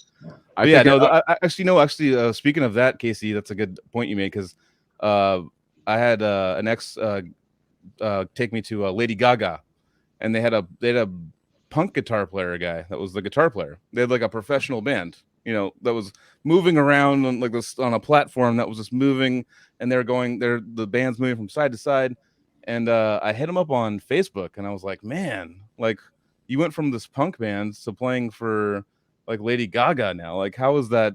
Like, I just want to know the transition of what that's like. Like yeah. you're going from like playing, like little clubs to you literally are choreographed. You have to move at certain times, and you have to like do things at certain times. And he's like, it's insane, but it's the best. It's the most crazy progression I've ever made in my life. Like, it's the hardest thing I've ever done. Like, like going into, you have all these eyes on you. You have to make sure you're taking the right steps and all the things. That's the thing about pop music is that the visual. Performances are like gnarly. Yeah. Like the music itself might seem simple to us, but it's like, first of all, the production is a whole nother thing. Like pop productions, this whole thing. Yeah.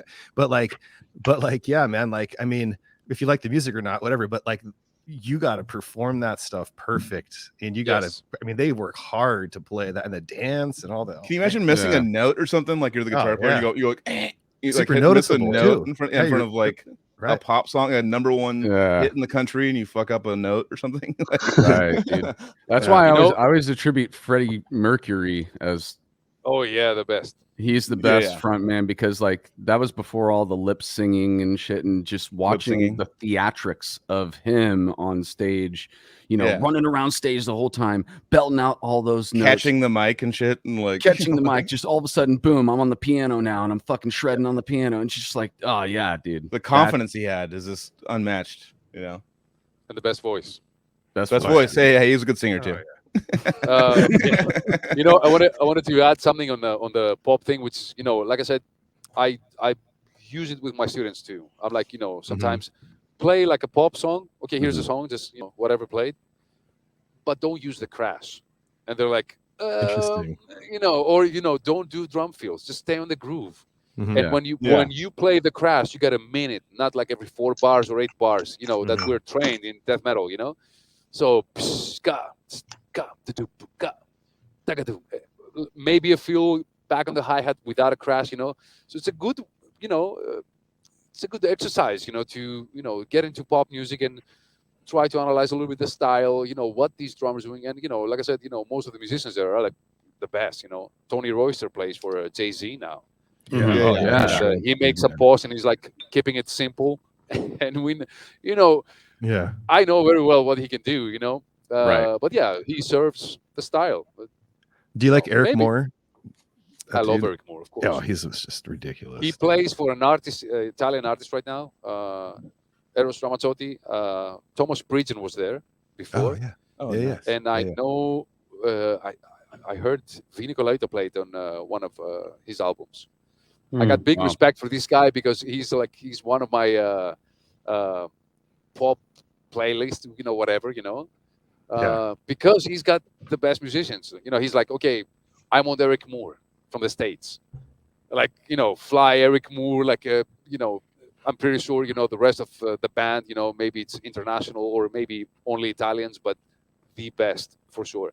Yeah. And then they go live and they play, and Eros is like, you know, he plays stadiums, obviously, and I would say 99.99% are women. Women do this. Like, women What a everywhere. bummer, man. What a bummer. What the fuck's Yeah, a woman, dude? We play death metal. I know, yeah, right? yeah, right. Yeah.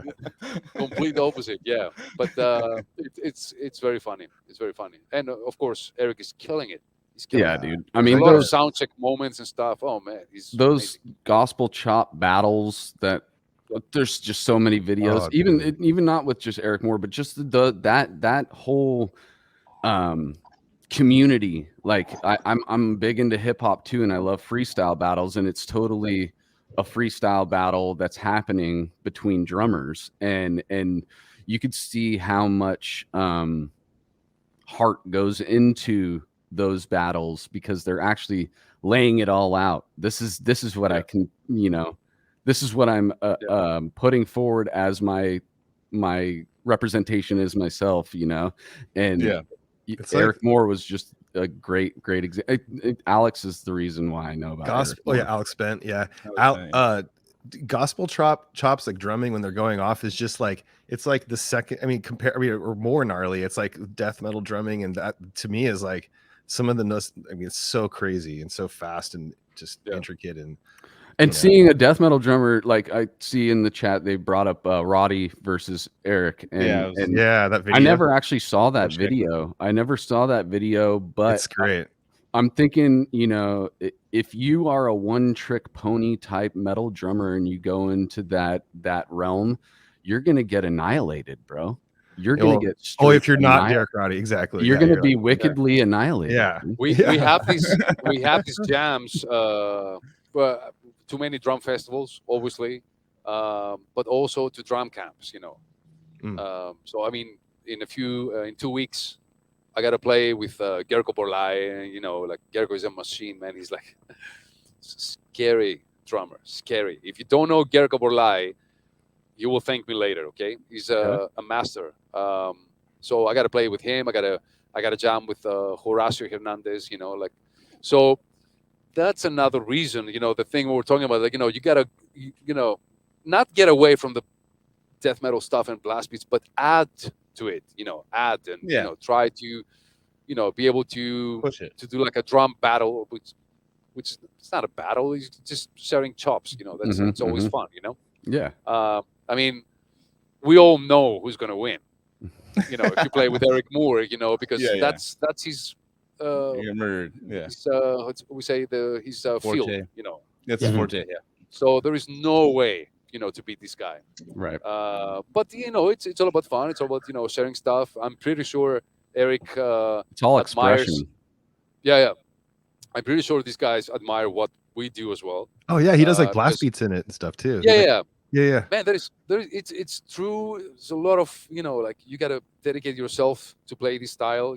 So I think they take us seriously. Which, that wasn't the case back then, and you guys know, like back in the day. But different drummers, not so well educated, to other styles of music. Like how many times I heard like, oh yeah, I never study, but I'm here to do a clinic.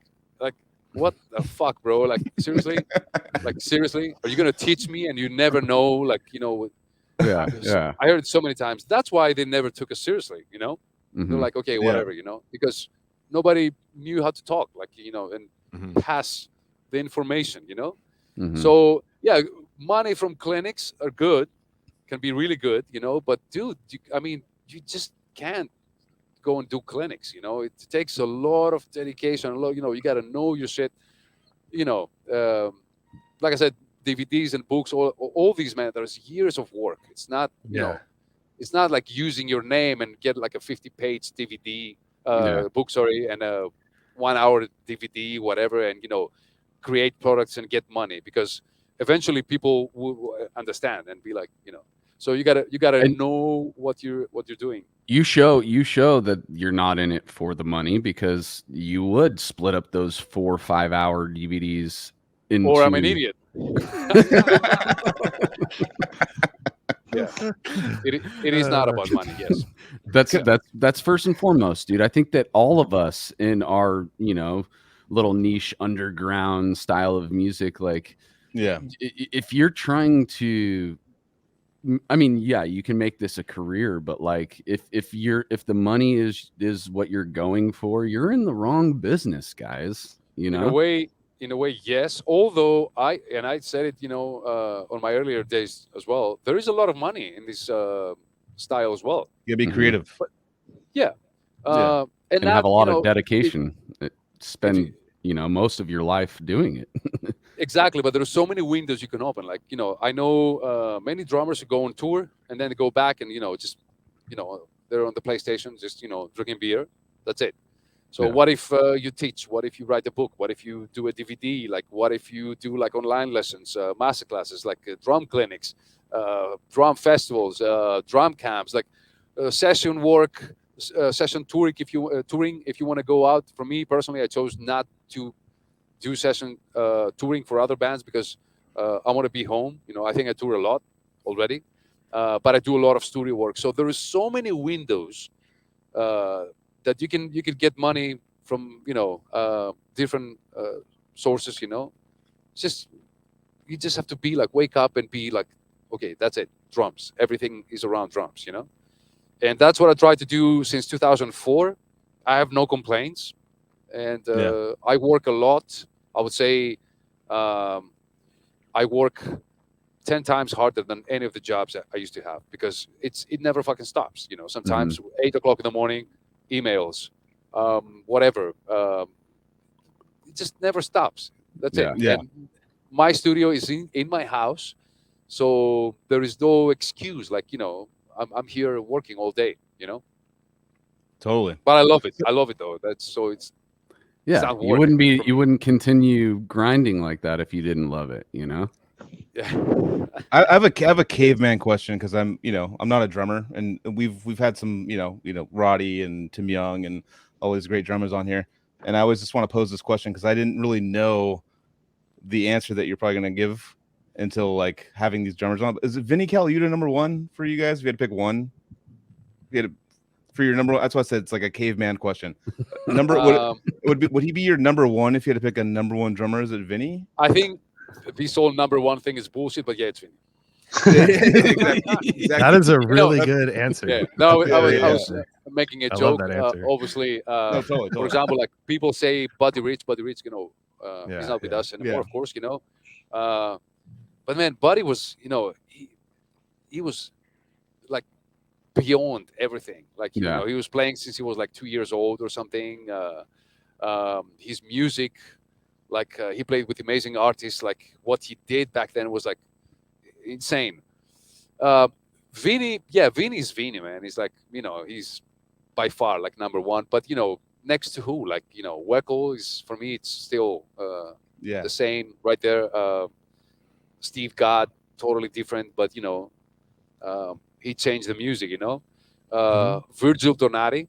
Oh, Oh, yeah, yeah. love Virgil. Yeah. Virgil is a machine. He's Yeah. what he plays. It's like nobody plays. That's Good it's with that jazz simple. style. Okay. Yeah. Yeah. And like I said, I think, and I keep saying that, like, whoever has a name probably can play.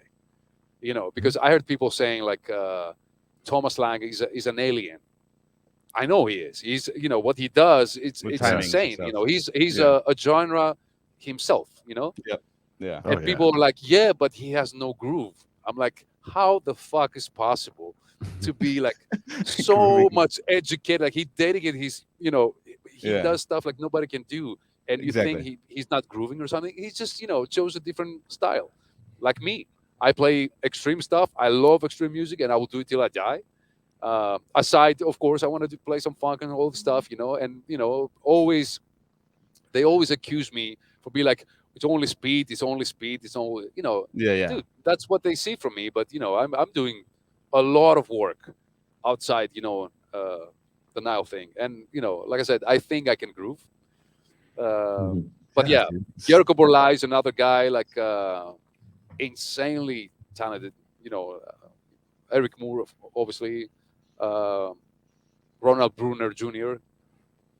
Probably Okay. my favorite one in this genre, Oh, along with yeah. Chris Coleman. Oh, yeah. Chris Coleman. Both insane. Chris Coleman is such an amazing drummer, man. But yeah, we can talk for hours. Yeah. Yeah. Right. Right. I wanted the Oh, number go on. one. I wanted the number one Vinny because Yeah. I hear Vinny every time. So I'm like, and I'm Yeah. not a drummer, so Vinny. I don't know why he's the best. But Right. I've seen the the classic footage with him flying into Japan. Roddy showed us that video. Yeah, Or the, yeah. the Japan video and him jamming with like Chick Corea, or was it Chick Well, Corea? And he sat in for Weckl and it was like super last minute. Like Last he got minute, yeah. emergency, had to go, and then he's smoking a cigarette, just like he's just murdering nailing it. it the Goes whole to time. Tokyo, I think. Yeah. Yeah, it's Yeah. like 89 Yeah. or something, or whatever year it was, Yeah. something like that. Being a Well- non-drummer, dude, I hear from this show, or like for example, Buddy Rich. I didn't even think about Buddy Rich until Neil Peart started Yep. doing his tributes during drum solos. You'd see Buddy Rich in the background, and he'd be going back and forth with footage of Yeah, like Buddy like- Rich, and yeah. so I'm like, oh, I gotta pay attention to Buddy Rich now because fucking Neil, that's his favorite drummer, and Neil's an amazing drummer too, and somebody that I looked up to as a drummer. But another guy is we've never mentioned was, and we're talking about DVDs, is Jarzenbeck too, dude. Bobby's Oh, Bobby. Bobby instructional Jarzenbeck. DVD Yeah. is something that I bought Jesus. as a non-drummer just to watch him play. Really? You bought that? I love have it, that. dude. I have that That's so DVD cool. because it was so like epic to watch. You're just like, Yeah, it's just like visually pleasing. He's got the symbols behind him, like, Yeah. doing all that shit. Yeah. and side note, there's a couple of Spastic songs on there that aren't on any albums. It's him Oh, and man. Ron. Peppered Huge Cancer. Peppered School, Cancer, dude. And this a couple songs that are. I got that. Peppered Cancer. What the fuck? I got that spastic that record. Oh Right yeah, here. yeah. Vinyl, dude. Yeah. Nice. All right. Amazing. Bob is insane, man. Like also like a big influence, and I'm very happy he actually plays for one of my favorite bands right now, which is Fates Warning. Yep. Hell Oh yeah. yeah. Obviously, he's got way more gigs, But yeah, He's what Halford he did. for a while, right? Huh? Wasn't he Halford for a while? He was in Wasn't Rob he- Halford. Yeah. Yeah. And Sebastian Bach, and so many Mhm. bands. But yeah, and I did actually play a song with his brother Ron Jazombek. Oh. Oh, nice. Oh, you did? Oh, yeah. Yeah, they had this. What was the name of the band? Blooded Science. A lot of science. Oh, Oh, yeah. Yeah. Yeah. So I remember it's a funny story. I can't unfortunately say the whole thing, but there were a few drummers trying, uh, Yep. but something didn't work, didn't click. I don't know. And the last one was I think it was Derek, Mhm. and he told me, it wasn't working and stuff. So I kind of knew it's not going to work for me either.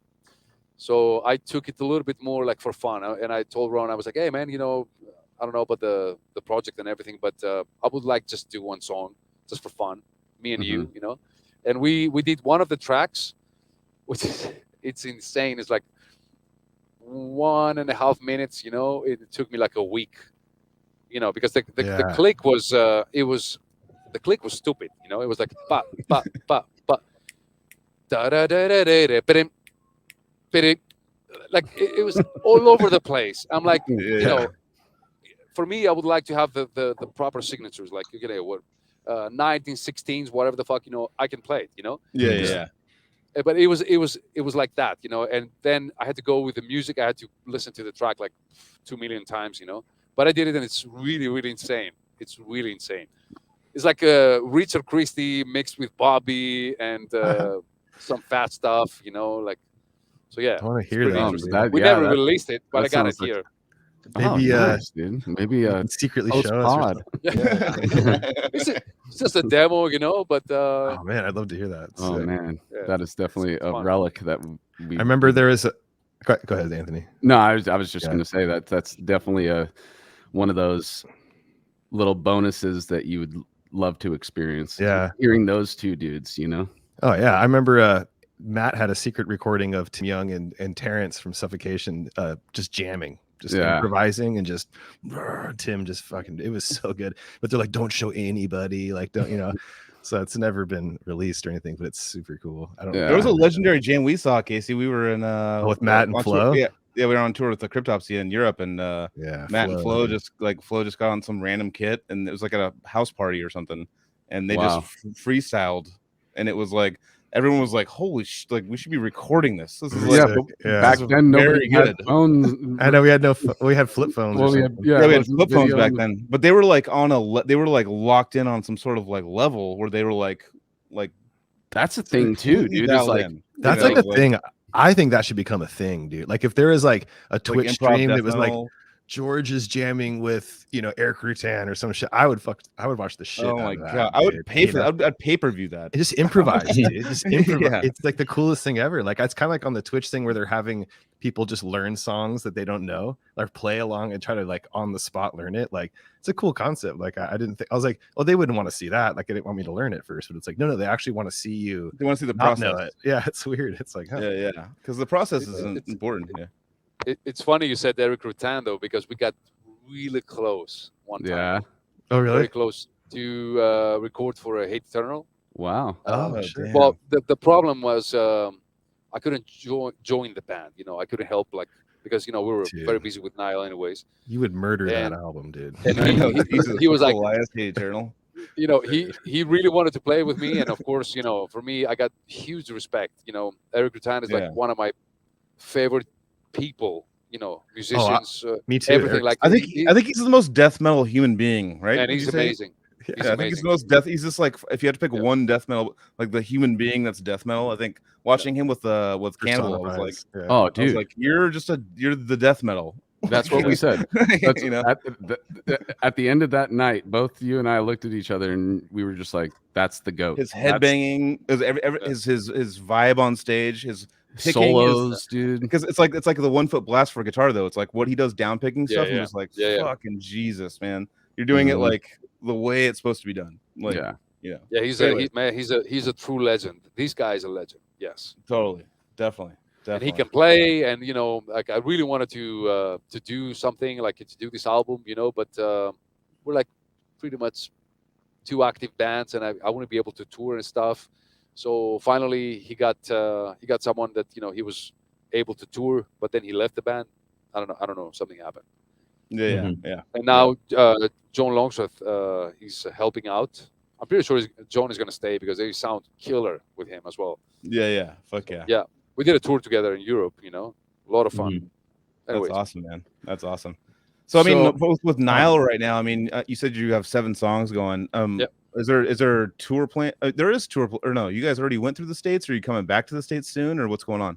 We did 6 weeks, six I week missed it. tour in US with Incantation. That That's was right. the most weird tour we ever did because it was with masks and you weren't allowed to Yeah. talk to people and Mm. like don't take pictures with people, like all this fucking bullshit. Which finally we're almost done. Um, but yeah, so it was a weird tour, and we had these rules, and we tried to respect the rules because if something happened and we cancel any shows, that will hurt my pocket big time. To me, Yeah. Yeah. actually, to me and Carl was like $1,300 per person per day. Damn. If we cancel one show, it was our asses, like Yeah. we will Flights, pay travel, and all the things you had to put in like visas and stuff. everything. Each Yeah. day, Yeah. the Yeah. tour bus, like Tour bus. yeah, Yeah. pay the crew, like hotels and all this stuff. That will, Jesus. we did the math. Obviously, the management has 20% as well. So it was from my pocket will be 1,300 per day. Damn. So finally, we didn't cancel any shows, and I think some people got COVID there. I'm not sure, because when they didn't test, right? Yeah. Fuck Yeah. it. But Yeah, anyways, if you're not like actually, I mean, like have like symptoms, like I would not want to like lose money. I'd be like, I'm not going to test. I don't want to test. I'm not gonna, No, I mean you know we what were I okay. We said if something happens and somebody doesn't feel right, of course we will do Yeah, yeah. what If we need to someone's do. suffering, yeah, of Yes, course. yeah. Yeah. But other than that, we have we go to Sweden for Sweden Rock, which is a huge festival here in Europe. We chose not to do more festivals this year because we're trying to finish this album, and there's a lot of things coming out. Like we have an offer for a US tour now for late August. I don't know if it's gonna happen. Nice. Actually, Yeah. I think it's pretty. Uh, I want to do it, but it will be very stupid to do it because we need to record drums and then the Get it rest, done. Yeah. And then I know we have a scheduled tour, another 6 weeks in Europe with Crisian. So that's going to be a Oh, hell yeah. badass, Fuck Sick. yeah.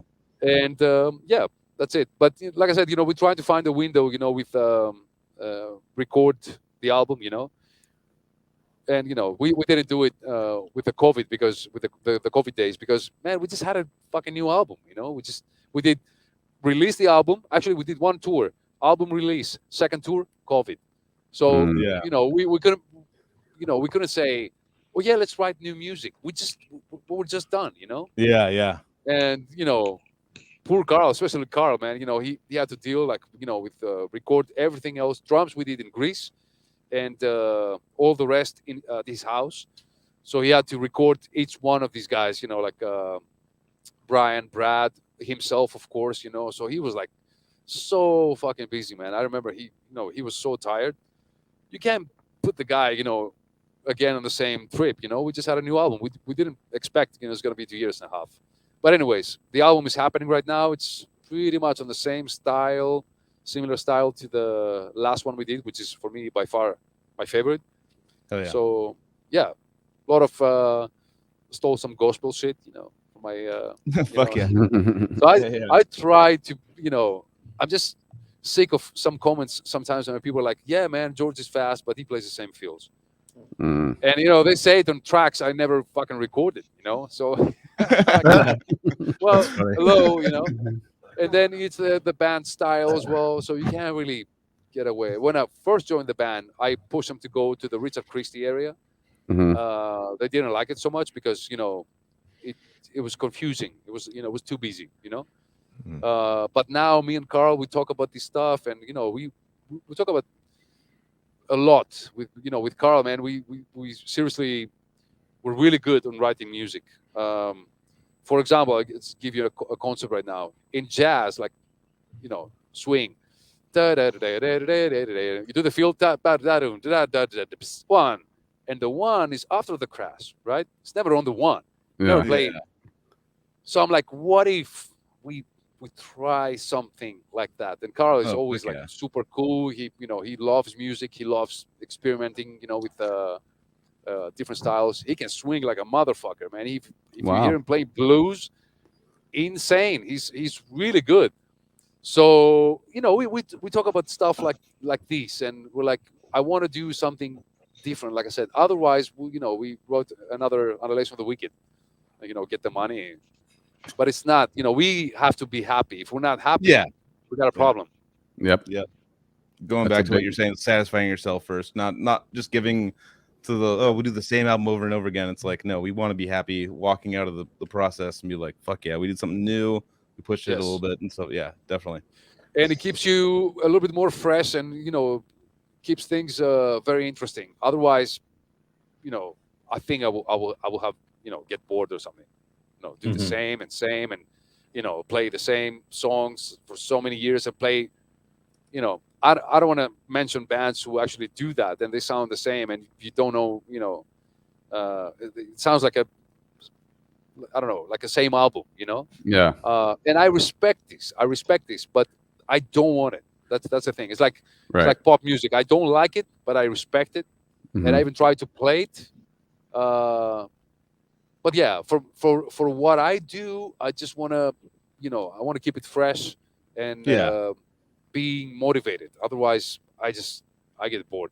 That's it. No, Right. definitely. Well, I mean, talking about like progressing and stuff, we actually have a question that actually kind of pertains a little bit uh, to the opposite of talking about like what's the hardest Nile song you had to learn, or as far as you playing before your time, like you jumping into Nile and then having to play someone else's drums. What was the hardest song you had to learn? I, I don't even I don't even remember. Uh, I don't know. I would say pretty much everything. So that's a question, right? Yeah. That came out before. Yeah. Uh, I don't know. You know what's funny, and I said it many times. I didn't play on Catacombs, Black Seeds, and Shrines, but I do play these tracks for Mhm. 18 years, so now they're mine. Yeah. I Yeah. don't feel I never played these albums. I feel these are my kids as well. Mhm. Um, I would say something from Pete, but for sure. Mhm. Hmm. I can't think of which specific track, but it's definitely Pete Hamura because Pete was um, he had a lot of swing and he had he was more like into tech, like mixing rides and stuff, and like the feel was like out of the of nowhere, just the drum feel or something, and different values and all this stuff. So Tony and Derek were like more into my style, so that was like okay, I get it. It's fast. It's Comfort zone. whatever. I feel the groove. I feel I love the feels. But it's my area, so it was Mhm. a little bit easier. So yeah, definitely something from Catacombs. That song "Serpent Headed Mask" is pretty gnarly. Oh yeah, actually, you're right. You know, You're I've right always because been like, even Pete, he had to come to Carl's home. I was staying there by that time, and he wrote it down. He gave me like the notation about uh, how to play, Oh, nice. which is like I think I remember. So 1 2 3 4 1 2 3 1 2 3 1 2 3 4 1 2 1 2 3 4 5 1 2 1 2 3 4 1 2 3. Yeah, something like that. Yeah. Fuck, Yep. So that Jesus. was that was pretty fucked up. Yeah, yeah. But Pete in general had many moments like these. That's why I think he's a very underrated drummer, man. He's Hmm. by far, and I'm so happy actually he's back in the drumming, and he plays. Um, Now we're supposed to have like a drummers hangout sometime. I know he's busy with his work, so whenever I'm gonna be here, talk some drums. It's always fun. That Has he sounds done like any albums outside that album? Has he done any other albums like outside that album? Who? Pete, has he did he drum after that, or was you just took a break, Um, started working, I and think he did some touring for some bands. He's supposed to play for Incantation sometime, okay, which oh, he could kill this stuff. Uh, I know there was a band, Psycho Spoon, I think that's her name, and okay, it was like a more like rock, southern rock or something. It was really cool. But yeah, I mean, when he quit Nile, obviously he had an injury on his shoulder, that's and right, then that's right. he saw yeah. drummers and drummers, coming and go and all this stuff. So when I joined the band, he was like, "Who the fuck is this guy?" And nobody Yeah, knew yeah, me, yeah. Yeah. But we became like really cool friends. He helped me a lot with some hardware stuff that I was missing. Man, Pete is legit, man. He's always like whatever you need, like he's there. He's a true friend. Seriously. Fuck Hell yeah. It's cool, dude. Well, we're 2 hours into this. What do you guys think? Should we wrap it up soon? I mean, We got We one more gotta- a question, a random question. I Yes. told people I was gonna. So Ozfest 2007. Basically, just want some. What was it like playing Ozfest back in the day?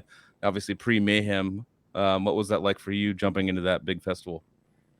I think it was. I didn't like it. You didn't like it? yeah. Nope, at all. I don't like it. Was it I didn't just like it. the big clusterfuck of everything that's going on, the early load-in times, all that, or what was? We were with Behemoth and With Brovar? Sorry? Brovar? Sorry, it was Brovar. He's a Behemoth guy. Sorry, I'm Oh, he's, okay, he's their yeah. stage manager, Brovar. Yeah, I know Brovar. Yeah, we did many tours. He used to be in the agency. We usually work in Europe, but Yep. now he works for Behemoth. But anyways, we used to be like in that smaller stage, right? Mhm. It was like the Gigermeister stage. They used to call it or something. Yeah. So that means there was a lot of alcohol. That was one bad thing Yeah. because we were drinking so much on that tour. Like seriously, there was nothing to do. Yeah. We were in an area, and to get the tour bus and get the fuck out of there, we had to wait until the main show. So we're talking about like 2 o'clock in the morning. So Mm. everybody was drinking. I remember watching everybody getting really shit faced. I didn't like the fact that we had this rotating slot, and it was like sometimes we go like 10:30 in the morning, play like Fuck. Jesus. I think it was a good exposure, I guess. But I don't know, man. I didn't really enjoy it. It was like 2 months and a half. We didn't get paid. I didn't make $1, by the way. Whoa. Don't you have to pay to be on that festival? We invested 120,000. Yes, to get there. Yeah. Yep. But it was the I've free heard- auspice, so we were expecting like a lot of exposure, which we got it. I get it, but then we had to play in between shows because auspice was every other day, and in order to be able to pay the crew and tour bus and everything, Off days. so it was like 2 months and a half, like kicking our asses, and Yeah. we made no money. And like I said, auspice was like 4 songs. That was it, like 4 songs. Wow. Then you had local people trying to get your gear and scratch the shit out of the drum kit. Like it Oh was, god. it wasn't the Yeah, most sounds organized terrible. thing I did. Yeah. Yeah. It's like the people And- that won the local like radio contest to like be on there. They're like trying to Yeah, be yeah. all like yeah. Yeah, they're not Yeah. crew. Like it's whatever people, and they're there, to see the show for free, I guess, or something, Wow. They definitely didn't help. Yeah. Oh, another stupid thing about Auspice. Look, man, this is so fucking stupid. You have let's say Behemoth is playing, and then we play later, or the vice versa, or something. You have 5 minutes.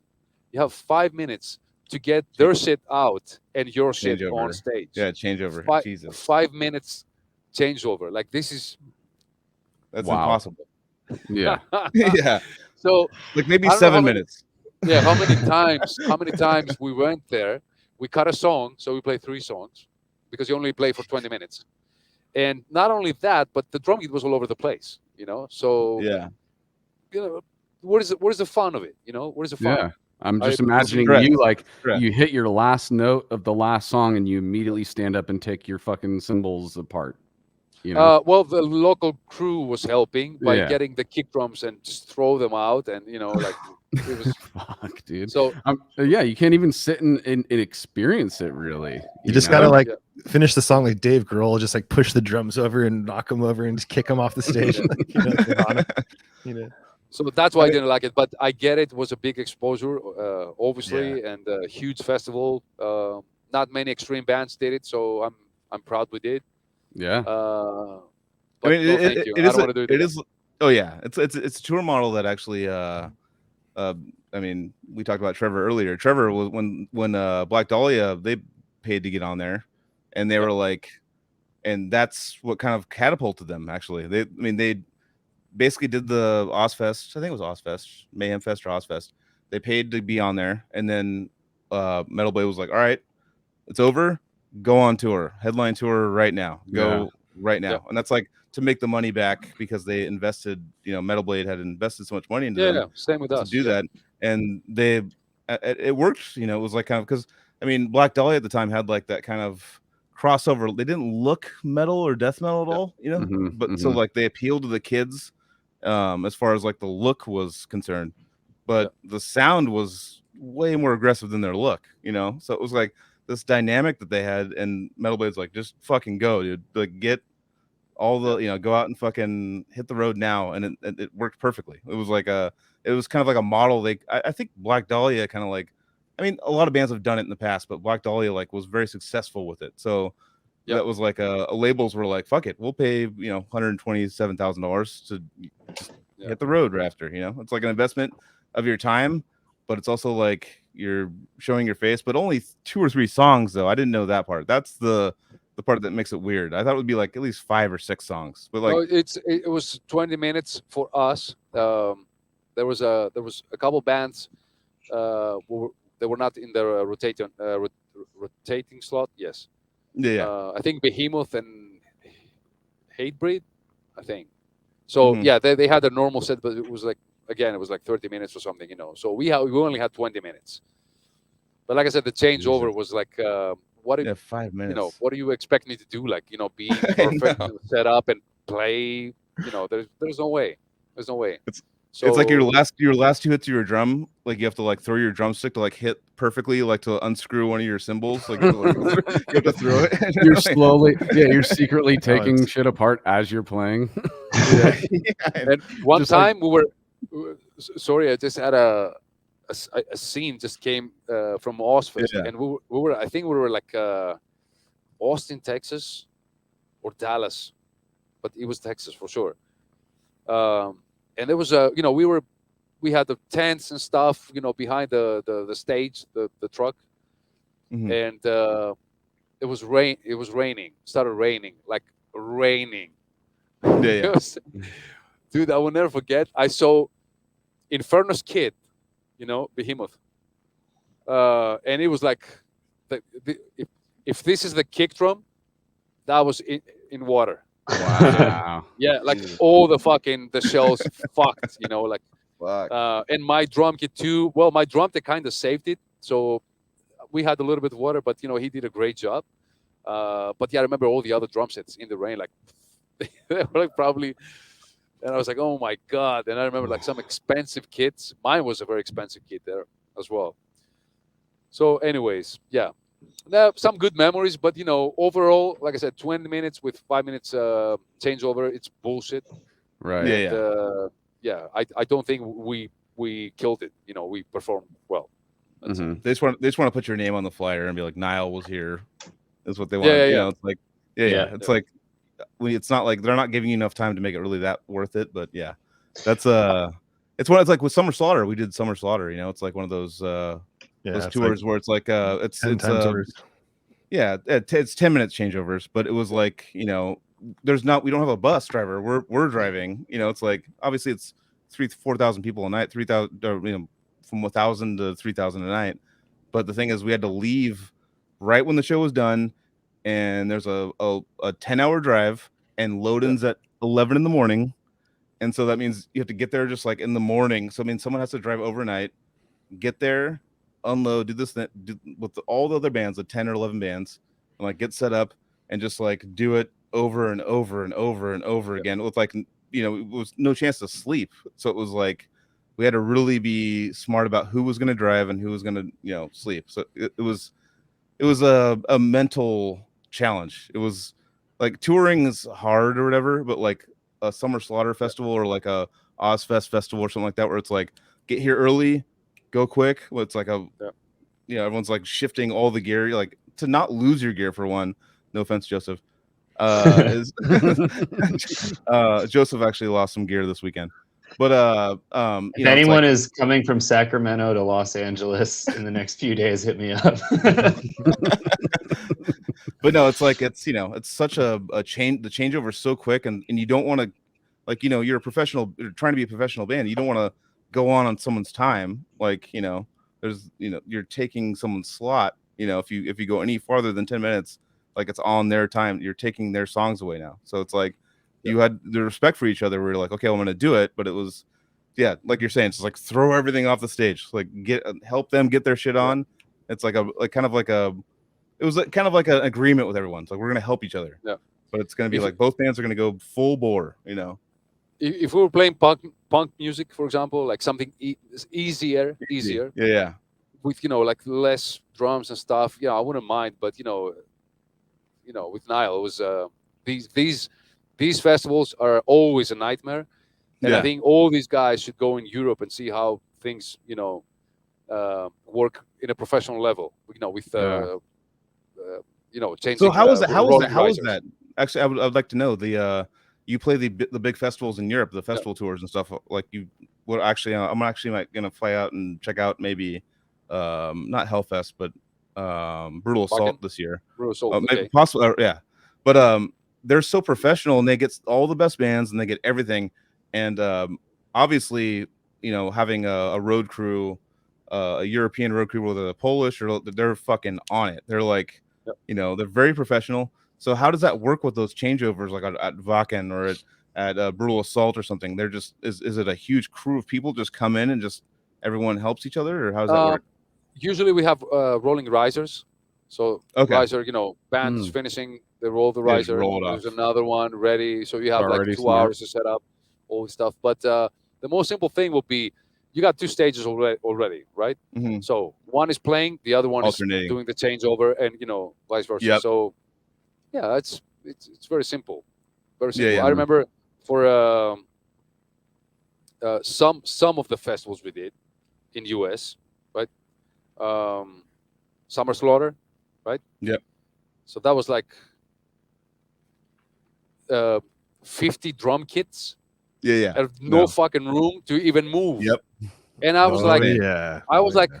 how do you expect? Like, seriously, Yeah, like, yeah. okay, I know some bands want to play, some others want to get paid, and but there's a lot of bands that would like, we just want to play, and then you Yeah. just add them, and there was no room to even leave your Like, gear or something. Like adding how opening bands on Yeah. a tour that has 20 bands already. It's like Dude, with it's like insane.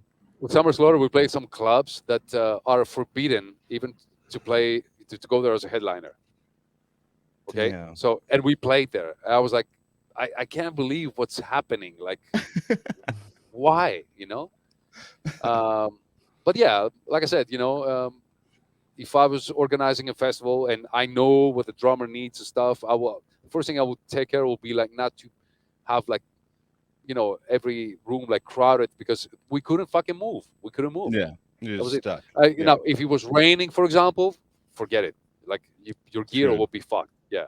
Yeah. And then they're like, yeah, well, it's a great festival. I didn't. Yeah. I didn't Yeah. feel it, to be honest. Yeah.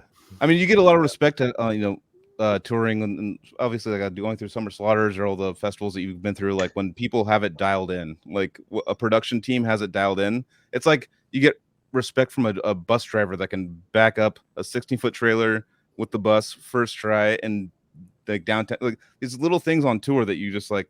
You guys are Yes. fucking awesome. Like that's Yeah. like I have so much respect for people that can keep a tight ship and keep things going. And it's a lot of things people don't see, being in the crowd and stuff. But there's some of these folks that I'm just like, man, you're just as impressive as the band. Like, Totally. get the shit all We- moving. We got a name for these guys or ladies.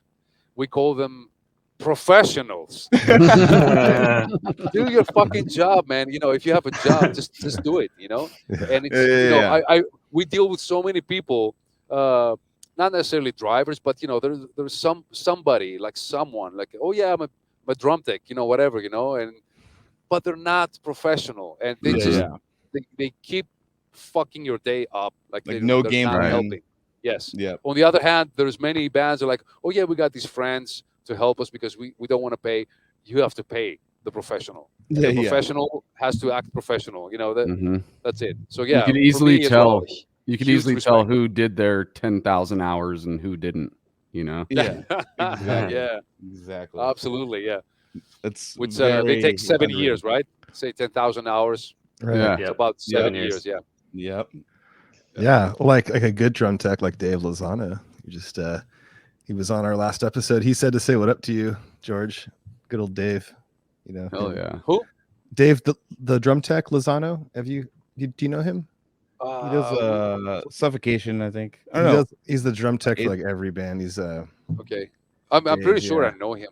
Yeah, you probably Uh, know his if yeah. you know his face. But yeah, anyways, he was like, "Fuck yeah, George," and he saw you're coming on. But I think everyone's like, "Fuck yeah, George!" When I saw Yeah, George dude. come out. I know, right? I don't want to meet Everyone's the person who says not fuck yeah, George. It's like what we got all the best death metal drummers. Like, there's not another death metal drummer that we like. Well, I mean, not go into too much with it, but I mean, the drums are always the most impressive thing to even the outside listener of a death metal band or somebody who's not into death metal. The things that's going to stand out the most is the drumming first, you know, because to understand like the guitar riffing in death metal, you actually need that software upgrade in order for it to come across. But one thing that is inherent in all humans is the beat. A beat is beat it out, dude. That's what's up. Yeah, we love to hear dudes beat it out, and or chicks too. Seeing impressive. Who's an impressive female drummer? The chick that was on the first couple of Gorod records, dude. Yeah. She is an impressive drummer too. But yeah, just the beat is what is language that everybody can understand, and so that's why the drummer stands out first. I know it did for me. Hearing Pete on a Morbid Angel record the first time was just one of those moments where you're just like, oh, dude, this is something. It seems inhuman, yet it's being, executed. Totally. I don't know. I but yeah, you know what I'm saying. All right, maybe we should probably wrap this George. up, dude. It's like almost midnight. George, for you, what dude. time is it in Greece right now? It's 11:52. Yeah, Okay. I was gonna say it's almost midnight. A little, Thank a you. little before midnight. Yeah. Thank you for giving us. I had a lot of fun, guys. I'm extremely yeah. honored. Man. I had great fun. I'm again apologies for push it a little bit later because I fucked up on the calendar. That is no dude. problem. You shut up, But, man. You shut up. It's awesome. We had a great time. Yeah, it was great. Super fun. Thank you. Same here. Thank you so much. Yeah. Is there any Yeah. obviously your website and any other places you want to plug on the web for people to go to? The website is georgekollias.com. Easy. My email is there. Okay, so whoever wants to get in touch, for whatever reason, I always had my email, open to everyone. And I say that because I don't really reply on the social media. I got my on my Facebook, George Kollias official. I got messages off because I used to. There were so many in the beginning, and we're like, just cut them out. Yeah. And for Instagram, you can't do that yet.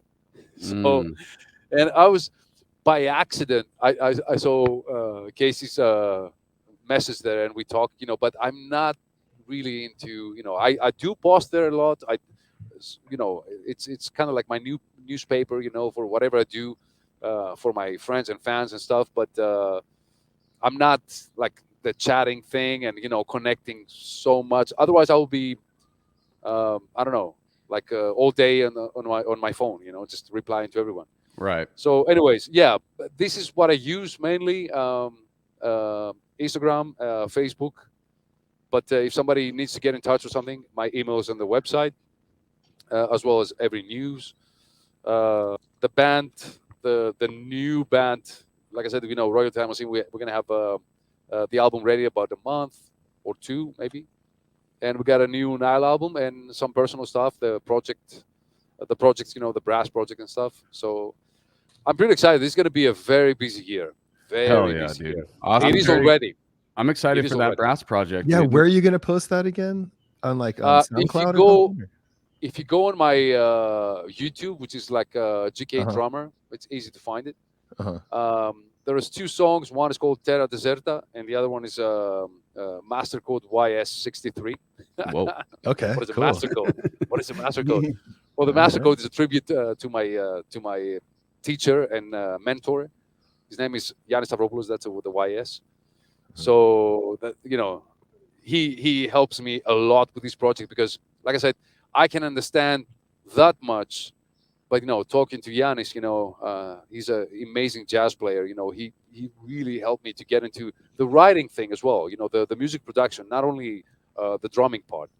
So yeah, check out the songs. I think you're gonna be surprised. Hell It's yeah, cool, dude. cool Oh, yeah, songs. man. I can't wait, dude.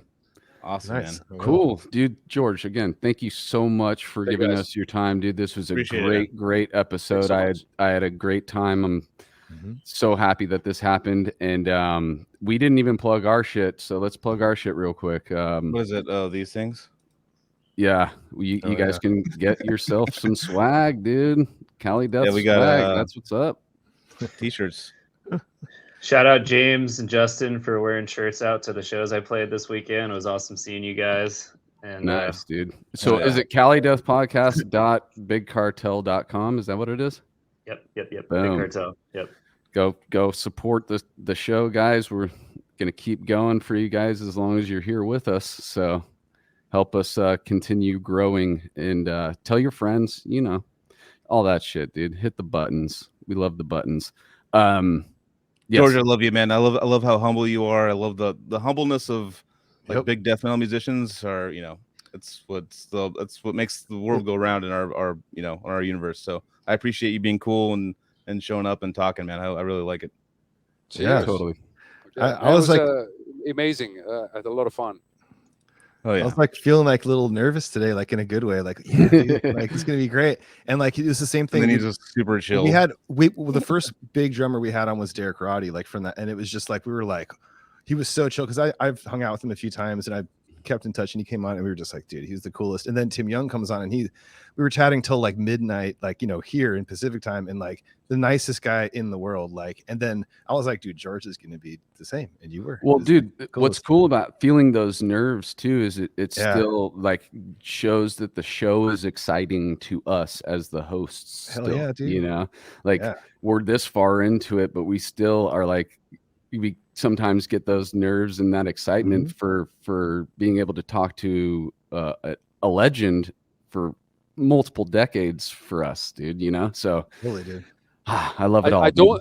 don't think there are many people in metal who are actually dickheads. Like They Yeah. get called out pretty especially- quick. They get called out pretty quickly if they are. Yeah, I know. I met some too, but usually it's like it's not the underground. It's like the more Mhm. like Ah. they are, but they're not yet. Mhm, So it's mhm. kind of like, and yeah. I got disrespected many times, and as long as I breathe, I will never ever treat people like I got treated. So yeah. I don't care, man. I call it like the small dick disease. Like Yeah. there's probably some things Hey, that hey.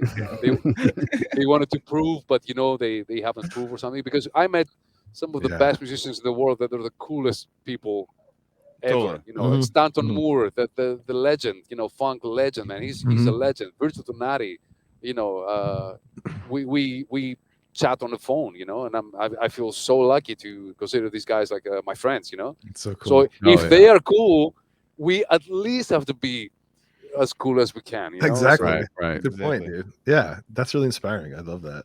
And dude, Yeah, that's yeah. that's exactly why you are you, George, and you're awesome, bro. Thank Hell you yeah. so much for this Thanks so time much, again. guys. Thanks a lot. Respect, dude. Thank And you, buddy. yeah, hit all those areas that we just talked about on the internet, and we will be back very soon. We're gonna be doing back on the Thursday schedule. Yep, we'll be here Thursday. Cool, guys. Well, thanks to everybody who's been hanging out with us today. Thank you to you as a listener if you're listening to this after. And RIP Trevor, guys. Rest in Absolutely. peace, Trev. We love you. And show your love to everybody that you love. Don't hide it. Just show it. All right. Rock on, guys. We will see you next week. and have an awesome rest of your Sunday. Peace out.